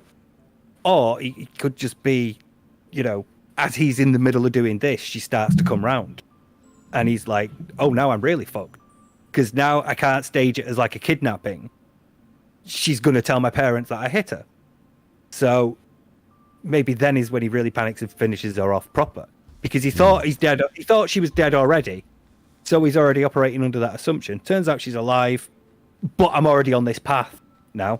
And she could tell on me. We've definitely got this aspect of the head injury causes like massive trauma, but it's the fact that there's the marks around her neck where she's been scratching at the ligature, and that's what kills her. So whoever's done this, like you say, like. It seems unlikely then that you would have somebody completely like, let's say the blow to the head killed her and she's unconscious, she's not breathing, all of that. You wouldn't then put a ligature around her neck and pull it tight, and she wouldn't even be able to scratch at it. So it's absolutely almost certain that there's been some sort of I mean, if struggle or the thing with the head injury was it didn't break the skin. This was all subcutaneous. This was all between the skull and the brain. So they're like puncture, because it's not like it's not like a hammer where there's an edge or like a pickaxe. So it's a blunt force hit, and she's just fallen over. So as far as he's concerned, dead. He's not seeing blood anywhere. So could it like be? So here's a question then: could it be that she's fallen unconscious? And he's seen movies, she's unconscious, he's hit her, and then he sees it as maybe I'll bring back that not sexual motive, but could he have thought, right, here's an opportunity to poke her with things, like to tie her up and play kidnap, and I might have a fiddle in her pants or something weird like that. It's possible, but I don't think it's probable that he did that. I think at this point he's panicking and his mind is elsewhere. I don't think his primary motivation is that, and I don't think he's opportunistic. I think he's panicking and trying to like structure his thoughts in a way where he's thinking, how can I get out of this? He's not thinking, I will take this opportunity to have a quick, because again, once the blood pooling shows that after she died and been placed there, she wasn't moved again. So he's not spent time with her, and typically if he's not been posing her or anything like that. No. There's no like moment of, I can have a quick look under it. None of that, because there's just not the time for it.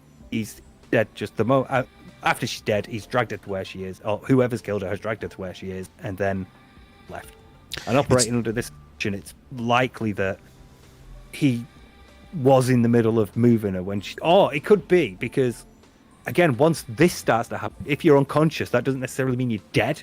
Yeah. You have to come around at some point. And also, if you're unconscious, your brain's gonna, like, the primal parts of your brain is gonna like override and kick in, and your fight or flight is then really gonna fire up. So it could be you come round as you're being strangled.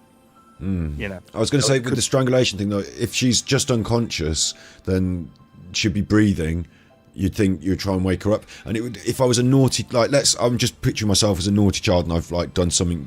And what I would think is, I would not drag her to the cellar. I'd probably drag her to her bed and then leave her there. And like in the morning when she didn't wake up, I go, I don't know anything. I heard her bang her head in the night, maybe. And try and blag your way out of it. But to drag her to the, it's almost like it's a weird step for me to think that she's not actually dead, but the garrote goes on, and if you don't the know, cellar is the location that's been chosen for this. It's the quickest. If he's in the kitchen, the cellar's closer than dragging her upstairs. It's easier to drag down the stairs as well. And if you leave her there, you can be like, she fell down the stairs. Fell down the stairs. Right, we've got like that. Yeah. So there's probably a couple of reasons why he's thinking do it that way instead of go upstairs and like hide. Because I probably think that as well. I think, how could I quickly get away with this? Distance myself from it immediately. So I'm going to put him upstairs in bed. I'm going to go to my room, and then he's shutting the door. Yeah. Even if it's naive and stupid thing to do, kids think that way as well, don't they? They sort of reset the situation. It wasn't me. Yeah. Because you're learning at that point. You're still learning what's right and wrong. So, but he hits her and he sees her goes down, and she pokes her, and there's no response. So as far as he's concerned, she is dead. He can't see blood, but he also doesn't know how to check for breathing or a pulse. He might be a scout, but he's only 9 years old. He doesn't necessarily know these are how you find indicators of life. So at that point, he's panicking, and he thinks, I'll make it look like someone else did it. I'll make it look like... So you think he thought, or he may have thought, or someone may have thought, that he's killed her because he's hit her hard, she's gone down, she's probably dead, rather than brained her, she's unconscious, she'll come round. Yeah. Because again, to tie it into movies, a couple of the movies mentioned involve faking death. They're like, a person is murdered and it's staged to look like a suicide. He's probably thinking, I could do something like that. Could make it look like she was killed by someone. My question there would be, do you think the garrote, is it possible that he's thought, here's an opportunity to put this thing around her neck and actually kill her, that it was an intentional murder? It turned from an accident into an intentional murder, and that he knew she wasn't dead but she was unconscious, and now he can take her downstairs and murder her. I think she started to recover consciousness after he'd taken her to where he was going to. Could he have said to her, like, come downstairs, JonBenét, have some pineapple, eat that pineapple, whack, right? Like, he could have. Yeah, he could have if he'd intended to. Do you think? How do you weigh up those two possibilities against each other? I think it's accidental, because if you intend to do that, you're going to be satisfied when you've done that. If you say, hey, JonBenét, come and eat the pineapple, whack. Once you've done the thwack, that's it. You're done. You've done your thing. You don't need to then panic and think, oh, fuck, I've got to do something else and drag her off and try and make it look like somebody strangled her. You know, you've done what you needed to do. But if you're angry and you hit her, and then she stops moving, you suddenly panic because that moment of fuck off has gone, and what's left instead is an unresponsive body. So you think, I've got to get it out of here. But I can't have your parents finding this. The closest place is the basement. I'll drag her into the basement. And so then I've got these two. There's two avenues here, then, aren't there? There's, do you think?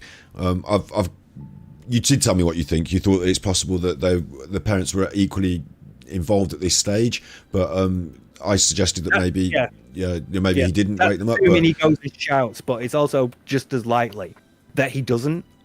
So, because at some point the parents get up. At some point, Patsy gets up and finds that note.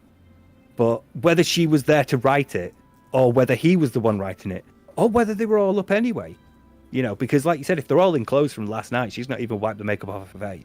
It's possible this thing happened very, very shortly after they went to bed. So, you know, they go to bed at 10, half 10. He sneaks down at around half 11, gets himself something to eat. JonBenét's down at like 12, and he's like, fuck off with my pineapple crack. That's it. And then the parents are up again at 1 because he's panicked and shouted them. They haven't even started. So, they could have been going at it in their room, and then one comes down for a drink and discovers what's going on.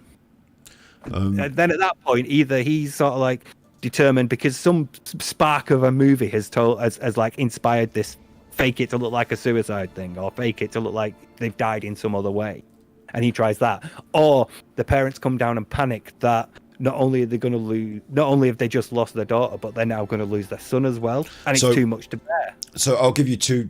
Like the way I'm going to reason this out is to say that they're the two options. It's either the parents are involved from the minute of the braining, or they discover the body, or maybe three options: they discover, or maybe they don't discover her body at all ever, and it's actually legit that he found her downstairs at that point when the police did. But if it were the first one, I guess my question is there anything about the crime scene that suggests naivety, i.e. Burke did it, or like more I would assume from the minute the parents involve themselves, they take over.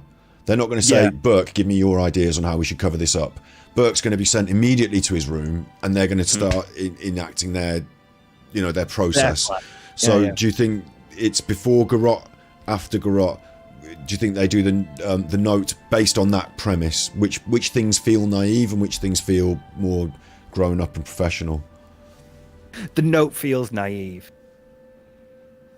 because it's not like a proper kid. I have to feel like even JonBenét Ramsey knows how to write like a ransom note. You know, he would know that it's short and quick. I'd have to feel like at some point maybe even Patsy has to know that. But again, if it's more similar to her than it is to... But again, he could be Burke could be mimicking hers. We all did it at school to try and get out of PE or gym or whatever. We've all forged a signature of our parents to get out of class. So it's possible that it's him, so I feel like it's naive. But then there's like the elements of misdirection. We are foreign, beheading, execution, and all that stuff that make me think that's an adult thing. Attaché case, that's an adult thing. So that might be written by an adult. So that's why I think the parents take over at that point. The parents are involved then. I think at least one of them. And that's why I think it's Patsy. Because the note makes me think that Patsy has been at least involved from that point. And I think the most comfortable I am is that Burke hit her accidentally. He meant to hit her, but, the impact. He didn't know his strength. Knocked her out. I'm down with that as a... And then it gets a bit difficult. Personally, I'm happy to... I feel like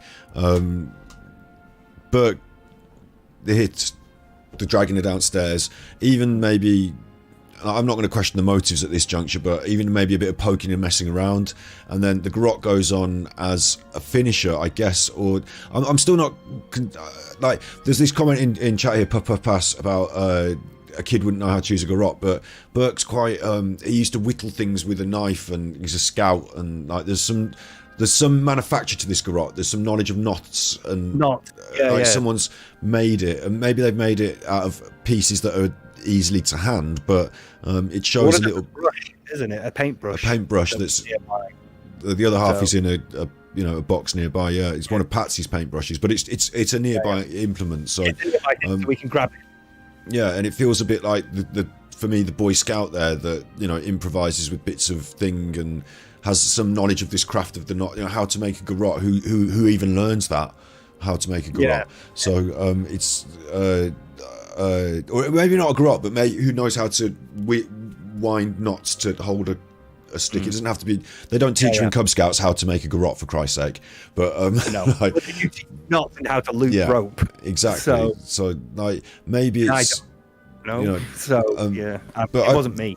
The thing I find most difficult is that if you've accidentally done something, you wouldn't try and remedy it. So I feel like there might be some actual deliberate from at some point, some actual deliberate attempts, like you say, the clawing of you could stop at some point, and there is if you noticed. That's assuming you noticed. Maybe he's like, and just to make it look like he's thinking I have to pull on it to make it look like she's been strangled. So he pulls on it, but he can't bring himself to look as he's doing it. So he turns away, and he doesn't see her like that. I also wondered whether that could be a game or something that got out of hand where she'd been affixed to something and she'd tried to pull herself away and it got tighter, and kids get themselves in situations, but with everything else, the blow to the head and everything, it seems very unlikely, doesn't it, that like you wouldn't hit someone in the head to try and help them down from a situation like that, or anything like that. So it seems very unlikely. So I guess the other aspect I would say is that I'm thinking, do the parents? I guess a question I'd like to ask is, do the parents definitely even see her body? Do they know she's down there? Can we in any way determine whether when they're making that phone call to the police, they're trying to cover it up, or are they coming downstairs, discovering Burke's plan, finding how fucked things are, and just calling the police and going through the motions? Like, I think they do know. I think they've seen her before that call. At some point between her dying and that call, they've seen her. I just don't know, like, under what circumstance. Did they come down and interrupt Burke? Did Burke go up and get them? Were they the ones that did it? I don't know. But at some point between her dying and the police being called, they see her. Because they have to. Patsy finds a note. Patsy goes and she wakes up John. The first thing you do if you're woken up by your wife telling you your daughter's been kidnapped, check her bed. Fucking run around the rest of the house. You check everywhere. Yeah. As your wife's on the phone to the police, you are fucking tearing the kitchen apart, tearing the basement apart, checking all the rooms, making sure, did anybody break in here? You're panicking and you are disrupting a crime scene, but you're not thinking about that at that moment. You are freaking out trying to find your daughter. Is it possible that during that process they didn't check downstairs and see her? Is that possible, or is that outside the realm of possibility? I mean, not like 1% possible, but I mean, is it, as a psychologist on the case here, are you going to say that's they missed her, or I don't believe that they missed her? It's possible that they missed her, yeah. I mean, it's dark in a basement, and you might just be like frantic, quick, once over, not really taking everything in because your mind's a mile a minute. And but then you don't lock the door. If you've been in there, when the door's closed in that process of searching, you're not going to lock it behind you in a frantic... You might not even think to open it. If Burke's gone in, dropped the body and locked it as he's coming back out, you might not think to open it because you're looking for anything out of the ordinary and you're not seeing anything out of the ordinary.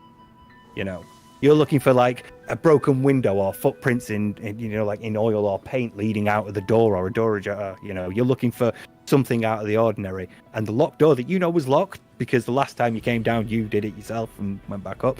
So you don't expect that to be... If that was open, you might go and have a look because you're like, hang on a minute, I'm sure I closed that because it's out of the ordinary. Do we believe when John himself brings her upstairs and he's crying and going back to that moment, do we believe him that's the first time he's found her and brought her up, or is there any indication in that performance that it's a performance? I don't know, because all you have there is his testimony, the testimony of Aunt, the detective Aunt. And I'm saying you're a psychologist, yeah? So does the I guess, does an honest person behave the same way as a dishonest person in that circumstance? Maybe is the question I'm asking. They're a good liar, maybe. I don't know. Because how do you know what people behave like when they discover their dead daughter in the cellar? You wouldn't. Yeah. So it might be that, he did know because they moved her. But it could be that he did know because he didn't know, and that was the first time he found her. I'm sorry, I've got to take this. Yeah, no worries. Yeah. Hold the fort, man. Okay, yeah. I've got an opportunity now to quickly shill for myself, actually, as well. We're going to be playing on Twitch. I do have... I did have a window that I could bring up and show you the internet, but I'm not going to be... I can't be bothered with that. If you know, I'm Ganjikidd. This is my channel. Hi. I also play games on Twitch. Leading up to Christmas, we're going to be playing Stray, and we're going to give all the money that we make to a cat charity. So we're going to be playing Stray, the cat game, tomorrow, and you get the days ongoing up to Christmas. And then around Christmas, and after that, Stray won't take very long. So around Christmas and around after that, I'm also going to play Lego Lord of the Rings and Lego Hobbit in the correct order. Leading us on to Shadow of Mordor. That's my Twitch smorgasbord of gaming.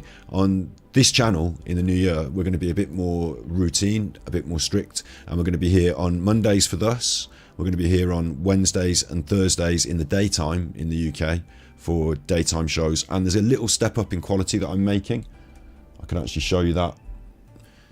It's a little step up in quality. I need to just turn on a light in order to show you. A light or two.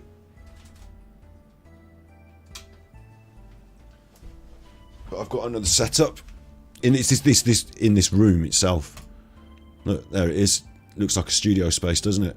It's not bad. We're going to get people sat in there, in the chair. We're going to be talking to them live in the room, on the studio, on the. God, man, I feel, just bear in mind, I'm filling this space now, and I wasn't prepared to just talk for extended periods of time on my own here now. I've done my talking now. I was shilling for myself there. You know the score. Get on the dance floor. That's what it's for. Just make sure to subscribe, and we're aiming for 1,000 subscribers. That's what we're aiming for. If we can hit that this year, well, not this year, the year coming up next year, with the new step up in quality. The new step up in, I'm going to be bringing more people in to join me on stream, more conversations, more interesting things will happen. So hopefully we can hit 1,000 subscribers next year. That's the main aim.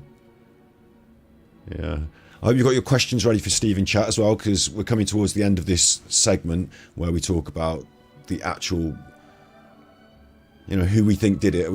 I'm not saying who we think did it, bearing in mind for legal reasons, but I think you might guess who we sort of think did it. And after that, I'd like your ideas in chat. If you've got any outside the box theories that you want to run by Steve, the forensic psychologist, if there's any evidences that we haven't covered, bring them up in chat when he gets back.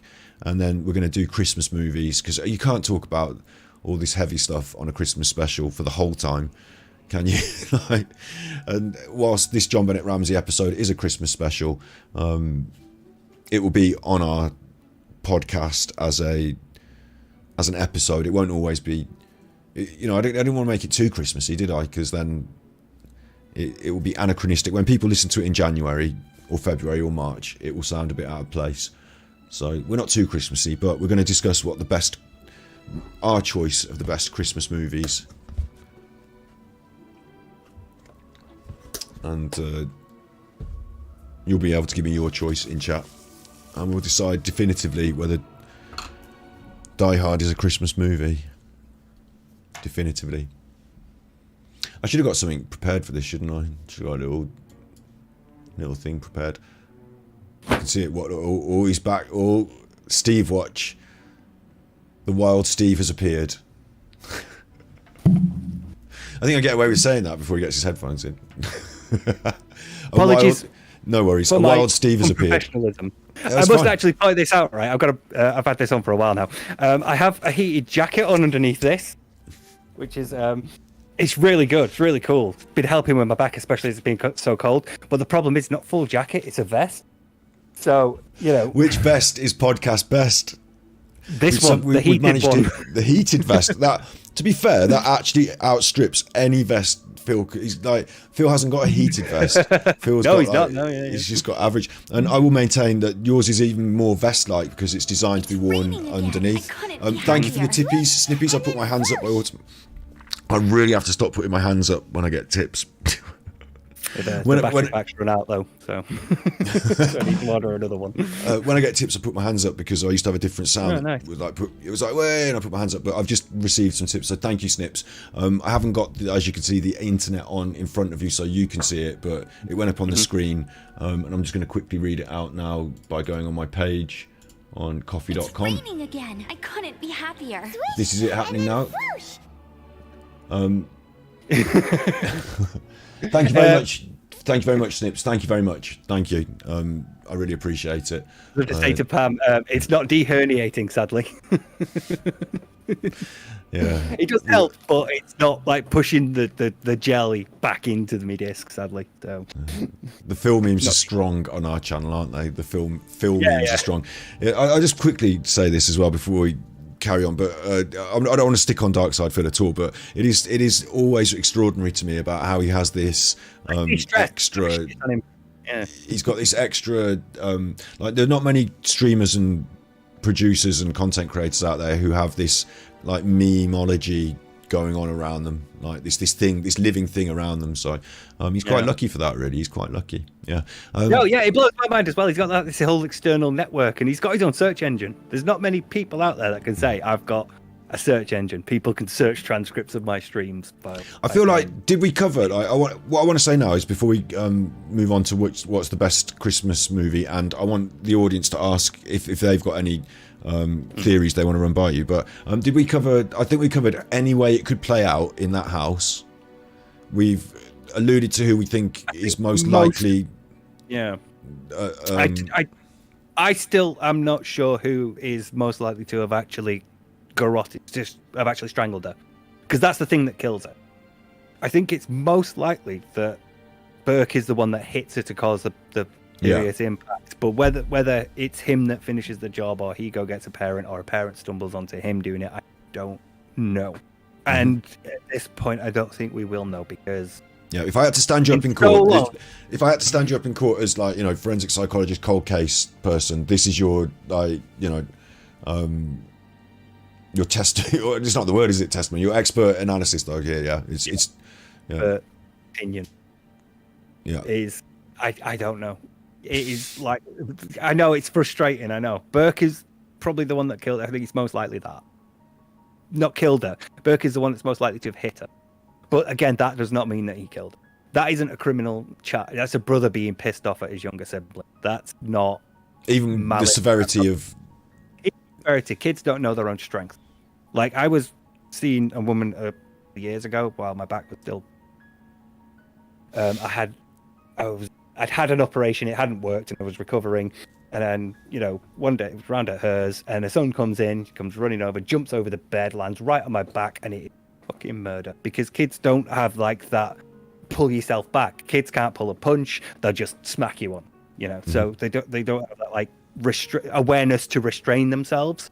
They just hit. So I think I can easily see that being more likely. To explain the head injury, at least, that I can see as being the most likely. Because again, it's an act of passion, it's of anger, it's an intense emotional moment. And given how much the parents, like, I don't see them getting that stress, over a wet bed or her being up and hungry. I don't see it. I don't see that acceleration. With kids, you could see that acceleration. Yeah, so we're gonna go from she got hit in the head and you've got a problem, and then the thing you don't know for sure that you're finding it difficult to nail down is who pulled that thing around her neck and made it really tight. And me personally, I'm more than 80% willing to say I think that's Burke, because if I put myself in a situation, I'd be unwilling to immediately grasp myself at, oh, quick, Mom, I've murdered my sister.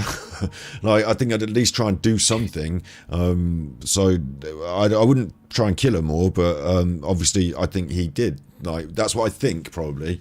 And I think as an adult, I don't know, like, you'd probably recognise that she was in trouble but not dead, and you might try and get the emergency services. Or as an adult, but as a child, you're probably not going to be able to pick up on that. He's not even 10 at this point. So for that reason, I'm going to say I think it was him that did the pulling the thing around her neck, because again, like, covering it up is one thing, but putting something around her neck when, like you said, it had to be with some force and stuff. Like, I can't picture her parents wanting to do that, Like, if they found her, no, if they're angry, like, they're not angry at this point either. They've found her, they're worried she's hurt, and what's he done to her?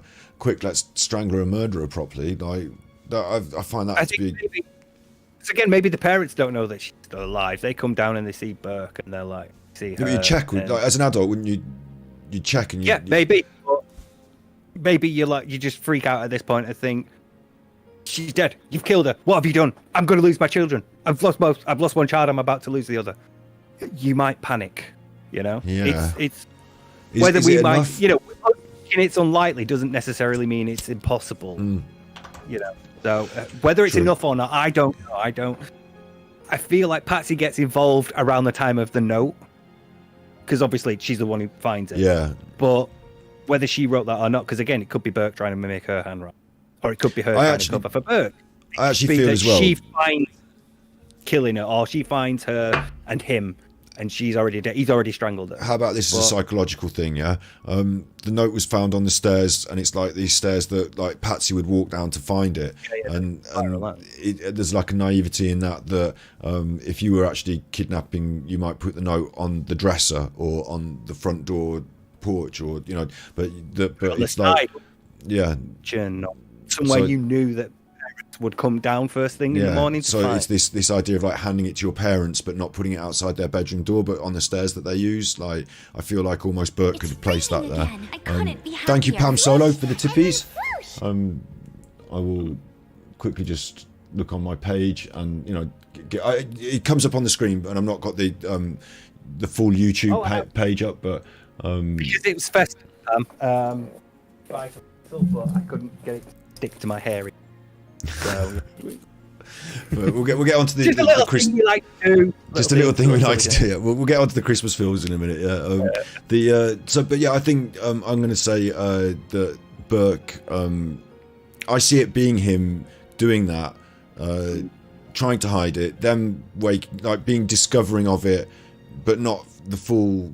Not being the parents doing the cover up from that point, not actually having to lay hands on her and do the things. Maybe they go down and find her dead, and him there, and they think, right, well, at least cover for Burke at this point, because I don't want to lose both my children. So I think that's the driving force that makes Pam at least whip up in a Burke bed, and don't come out of that room. And everybody has said Burke did not come out of that room until it was hours later. Which is a lot of, which people point out. How is he going to sleep through all that? How is he going to sleep through, Patsy being mad and going crazy and screaming and hysterics? Yeah, kids will sleep through a lot. Yeah, kids will sleep through a lot though. To be fair, so But I think you're right there as well. He goes to bed. To pick on that point as well, once you've been told to stay in there, you're not to come out, you don't come out. But with all these family members coming around and other people, friends coming around, the police being there, there's no way, unless you're told, and these people would have seen him get told, because he'd have come out, they'd have said, no, Burke, go back to your room. There's no way you're staying in your room with all that going on, unless you've been told in advance. Yeah. Plus, that is the point where at the end of the call, maybe he hears them calling. Think, oh, you're not calling the police. Aya comes down, and they, at the end, when she's hung up, is like, what are you doing? Go back to bed. What are you doing? Oh, Jesus, what are you doing? That could explain that. But at the same time, he wants to know how they're responding to the thing that he's left them, the mess he's left them. Upstairs, thinking they've called the police on me, I'm going to be arrested, does he? So at that point, if he's been told to get upstairs and he hears his mum on the phone, he might come back down. Going back to this thing that he played with his feces, it makes me think that you make a mess for somebody and then they discover it and are forced to tidy it up. It makes me feel like he's. I'm just gonna, psychologically, I'm not qualified, but I'm going to say that I feel like he's done this and they're covering up the mess. I'll go with that story much more happily than her father has decided to extra kill her, murder her just to make sure she's properly dead before they call the police. I don't like that one as much, but yeah, I think that's most likely as well. I think her death was definitely accidental, at least initially. He didn't, the hit over the head wasn't intending to kill her, but at that point Burke panics and thinks she's dead, or he thinks, oh fuck, I'm in trouble if she wakes up. It's but at some point after she's died, the parents get involved. I think it's Patsy that's most likely to get involved at that point. and I think it's her that's responsible for that. Just one final question about this before I then do the palate cleanser. Is that the actual method of murder, like you said, was the garrote. The strike was forceful and damaging, but it was the garrote that killed her. Is there anything to be said for like an adult? I can't believe I'm putting my mind in this place now, but maybe an adult trying to finish things off might be like you see in the movies, people put their hands on people's mouths and cover their nose and cover up in this way, and the strangulation is a very different sort of well, she had masking tape over her mouth, didn't she? She had masking tape over her mouth. That's true. But I think that could be part of you staging it to look like she's being kidnapped. Yeah. Because when you're being kidnapped, something to stop you from speaking. So I feel like that's a later addition. Maybe that's not the thing that kills her. I feel like if it was John, he would have just strangled her.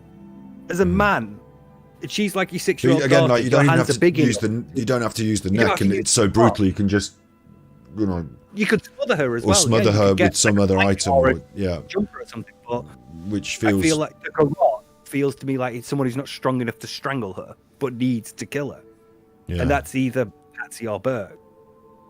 So, don't know. I mean, I know it's almost incomprehensible, but women do kill their children. Women have killed that. It's not completely unheard of.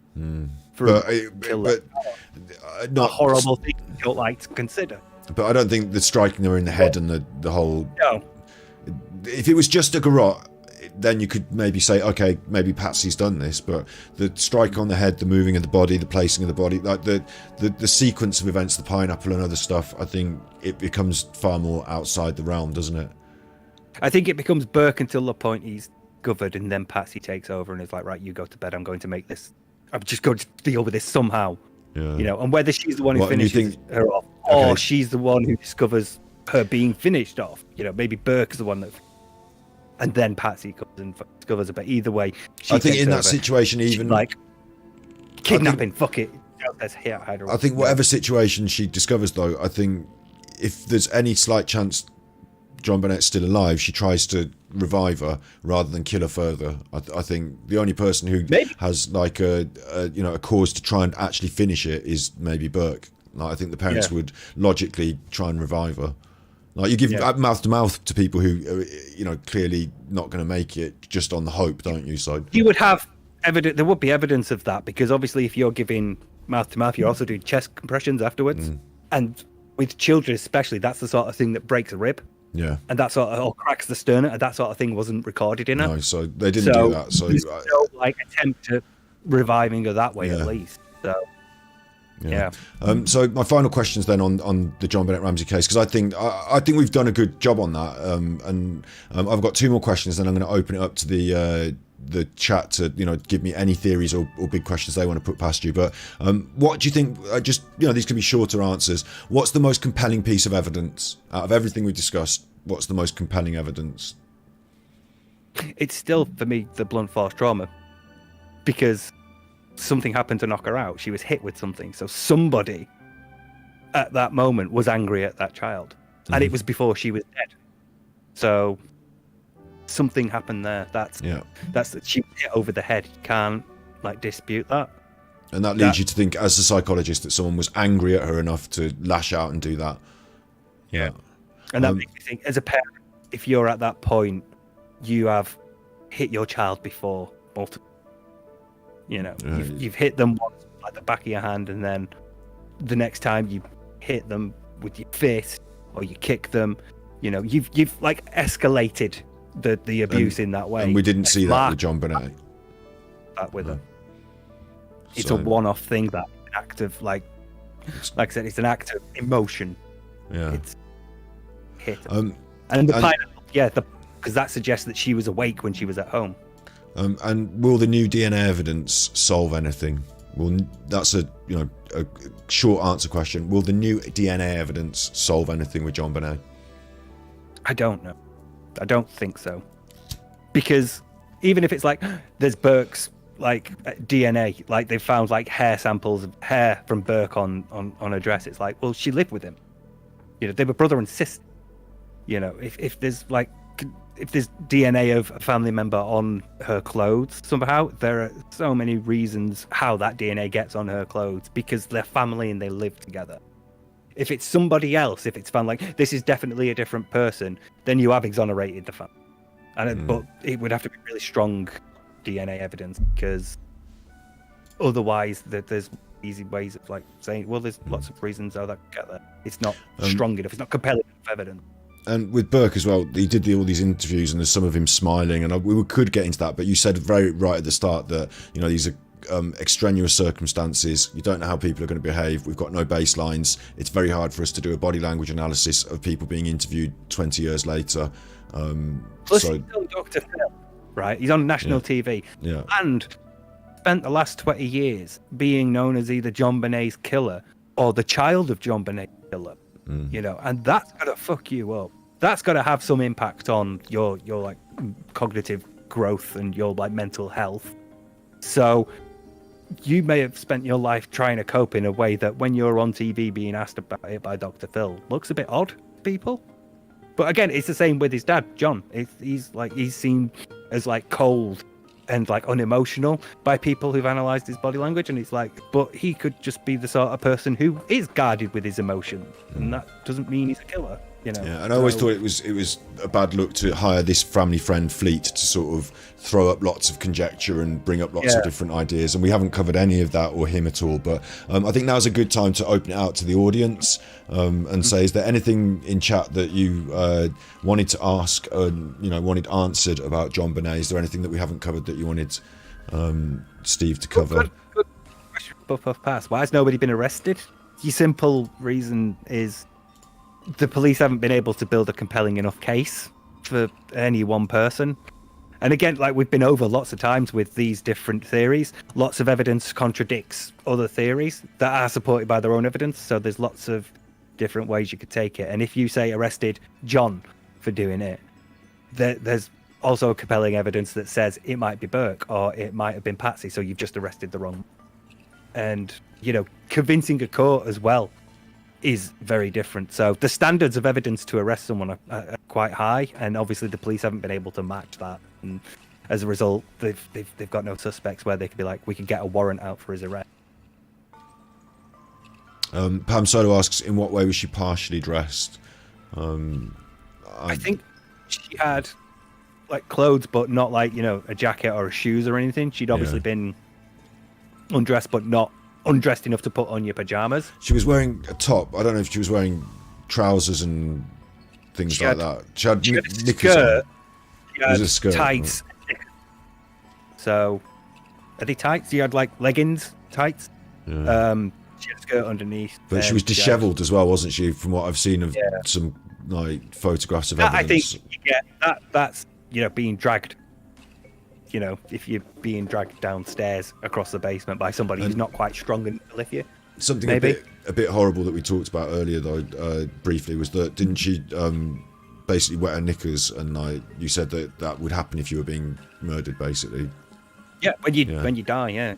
If she's got food and liquid in a digestive system, if it's in your bowels and your bladder, the muscles holding that in aren't contracting anymore, because the signal to tell them now we don't need to go yet has stopped.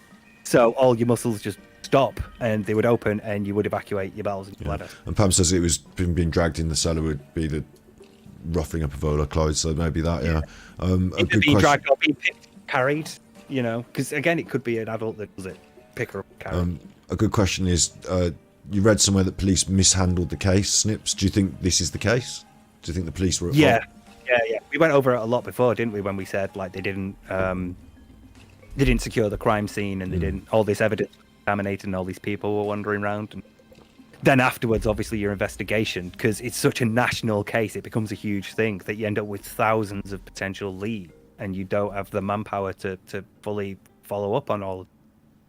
They did mishandle it, but I don't think it's necessarily to their fault. This is a police department that was unequipped for this case. Like, this is the only murder of a female in Boulder that year.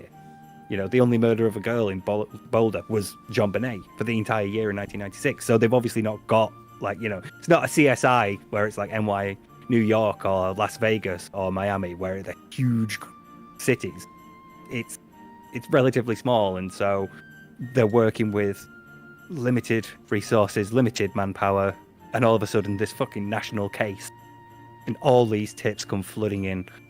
How do you follow them all up? How do you, as the one detective, control the like 10, 15 people walking around that? I don't necessarily think it's their fault, but yeah. Bob asks, do you think the case will ever have a satisfying resolution?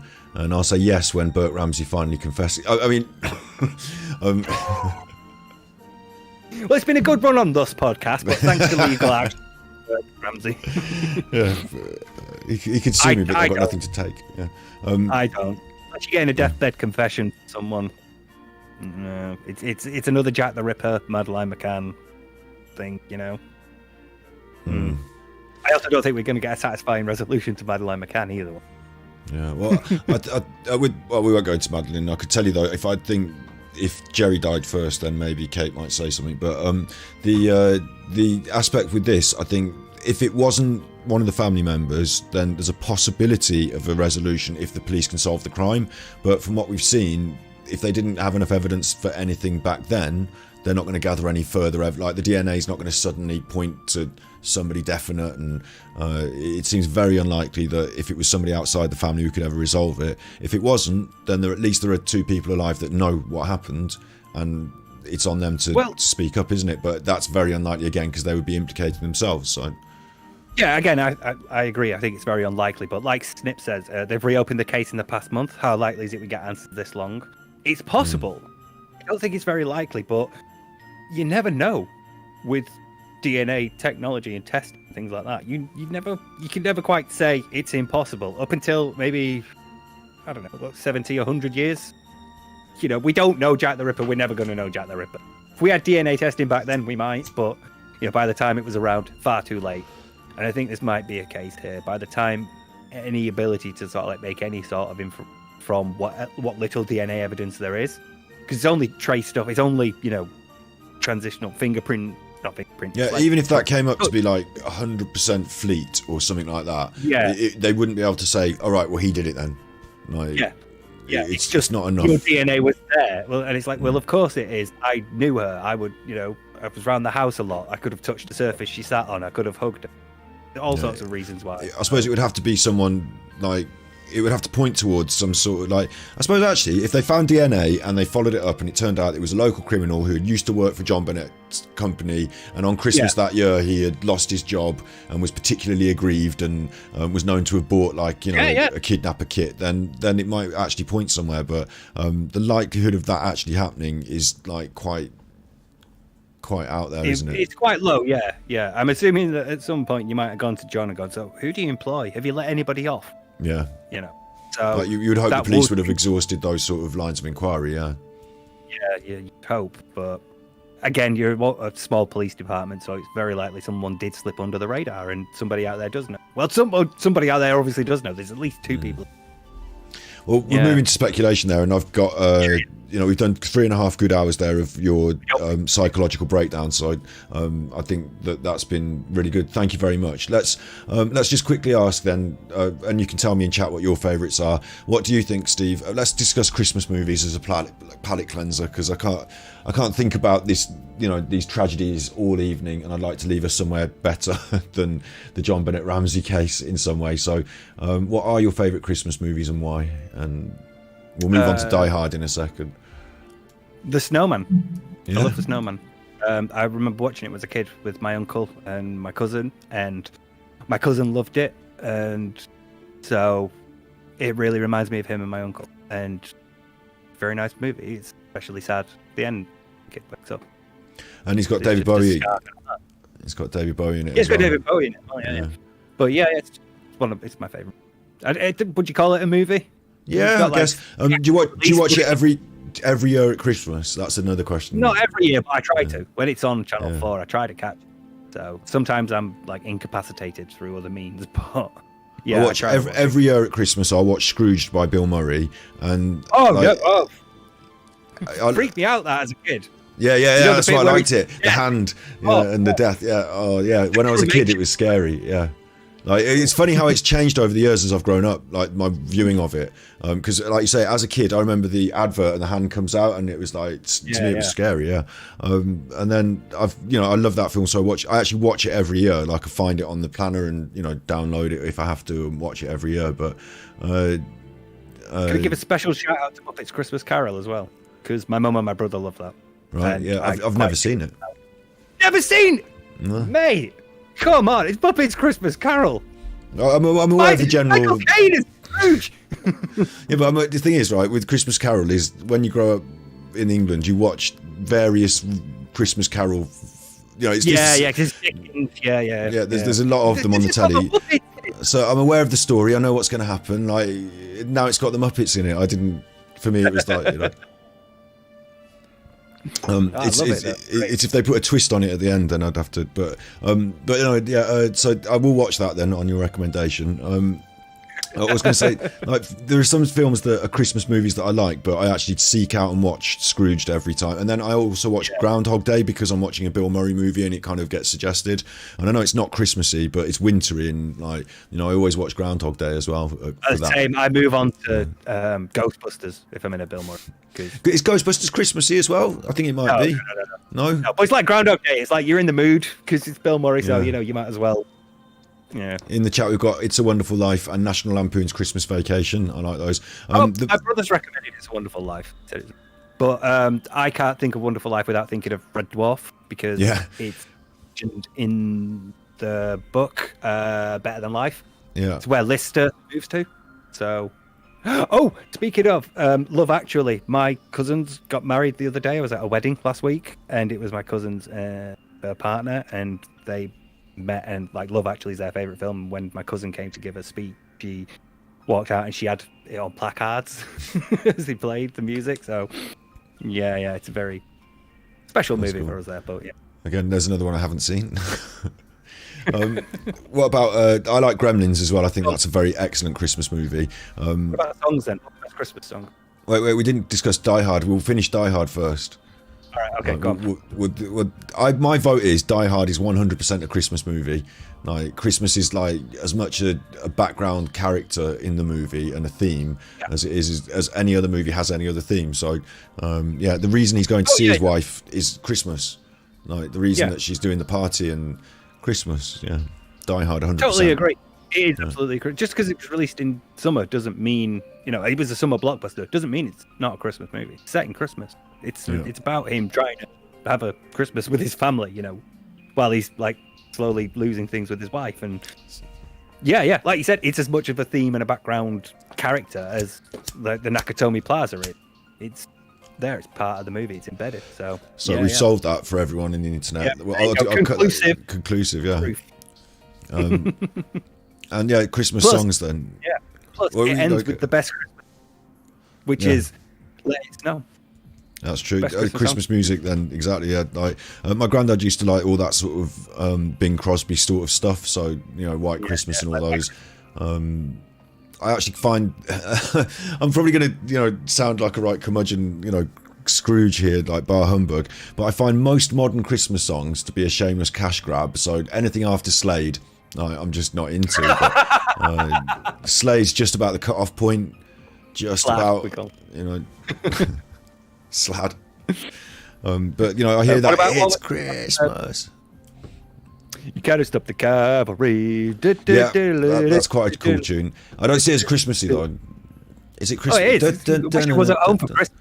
Wish I was at home for Christmas. Yeah, true. It's a great song. That. I think of it. I think of it as like war. Yeah. Take, not like Fairy Tale in New York. That is the worst Christmas. Yeah, Fairy Tale of New York again. I think it's quite a decent tune and everything, but I've heard it every Christmas, all the time, over and over again, and it's got to the point where I've become like I dislike it. Like it's too modern. For me, it's like the song equivalent of the EastEnders Christmas special. It is just the worst, most toxic codependent relationship ever, and them two should just break up. Fuck it. You'd be much happier at Christmas alone than you would be staying together. Okay, I hate it. It's just a horrible song. I find really don't like it. it's weird with movies that are not very Christmassy, but they're Christmas movies. I really like them, even if it's not, you know, it doesn't have to be Christmassy themed with all the snow and everything and Santa Claus. But with the music, if it's slightly like, you know, oh, it's Christmassy, but it's like modern or something else. No, I want like Bing Crosby, and you know, I want a black and white Christmas to my music. My music has to sound black and white. Whoa! Oh, speaking of the battery in my light. That's fine. It's a dark Christmas. We're gonna have a Scrooge Christmas this year. The light's gone out on the bulb on the Christmas tree, so you don't have to relight it if you don't want. Like, we can just, like, you know, call it a day. Oh no, it's come back on. The Star Wars Holiday Special, a Holiday Abomination. You see, that's what I mean. I wouldn't want to watch Star Wars at Christmas. I'd find that to be mildly offensive. Like, although I suppose I would say I've heard of it. They must have the Star Wars. Snips was saying she doesn't like the Star Wars Christmas special because it's like doesn't seem to fit. I think it must be interesting though, because in some realms and universes they still have. Do they? Oh no, they don't, do they? Because in Luke Skywalker never knew Jesus. There's no Jesus. You know, there's no Christmas Day over. Like Darth Vader doesn't have to get the tinsel out. You know, it's Freezer Day. It's Freezer Day. Yeah, it's Dragon Ball Z. Right. They do Christmas at Star Wars. That's they how. Shouldn't, because Jesus Vader knew. No, Vader knew what Luke was getting. He felt his presence. He felt his presence. That's an excellent way to end the show. Thank you very much, Steve. Thank you very much for everything today. I hope that everyone who's been watching. No, that's a good way to end the show. That's a good way to end the show. I could shield for myself, you know, till the cows come home. But make sure you subscribe to the channel. As we grow and, you know, move forward, you'll see this new year. We're going to be pushing forward with lots of new, interesting stuff. But for now, it's been an excellent show. Thank you very much, Steve. Thank you everyone for being here and watching. And if you're watching on the, you know, on the replay, then leave us a comment. And video on demand. If you're watching video on demand, then leave us a comment, subscribe, and like, and all that good stuff. Thank you very much. Wait, I should. Sorry, yeah. You can have a last word if you want, and then I'll say my sign-off line. Yeah. Just gonna say thanks everybody in chat. I love it when the people in chat talking and catching questions and comments. So, thanks everybody. Made it great Christmas special about the murder of a 6-year-old girl. Merry Christmas, and remember, if you can't be good, you're naughty. And if this year, if you're naughty, Santa won't bring you anything, and he might murder you. So I'd veer on the side of good. Okay.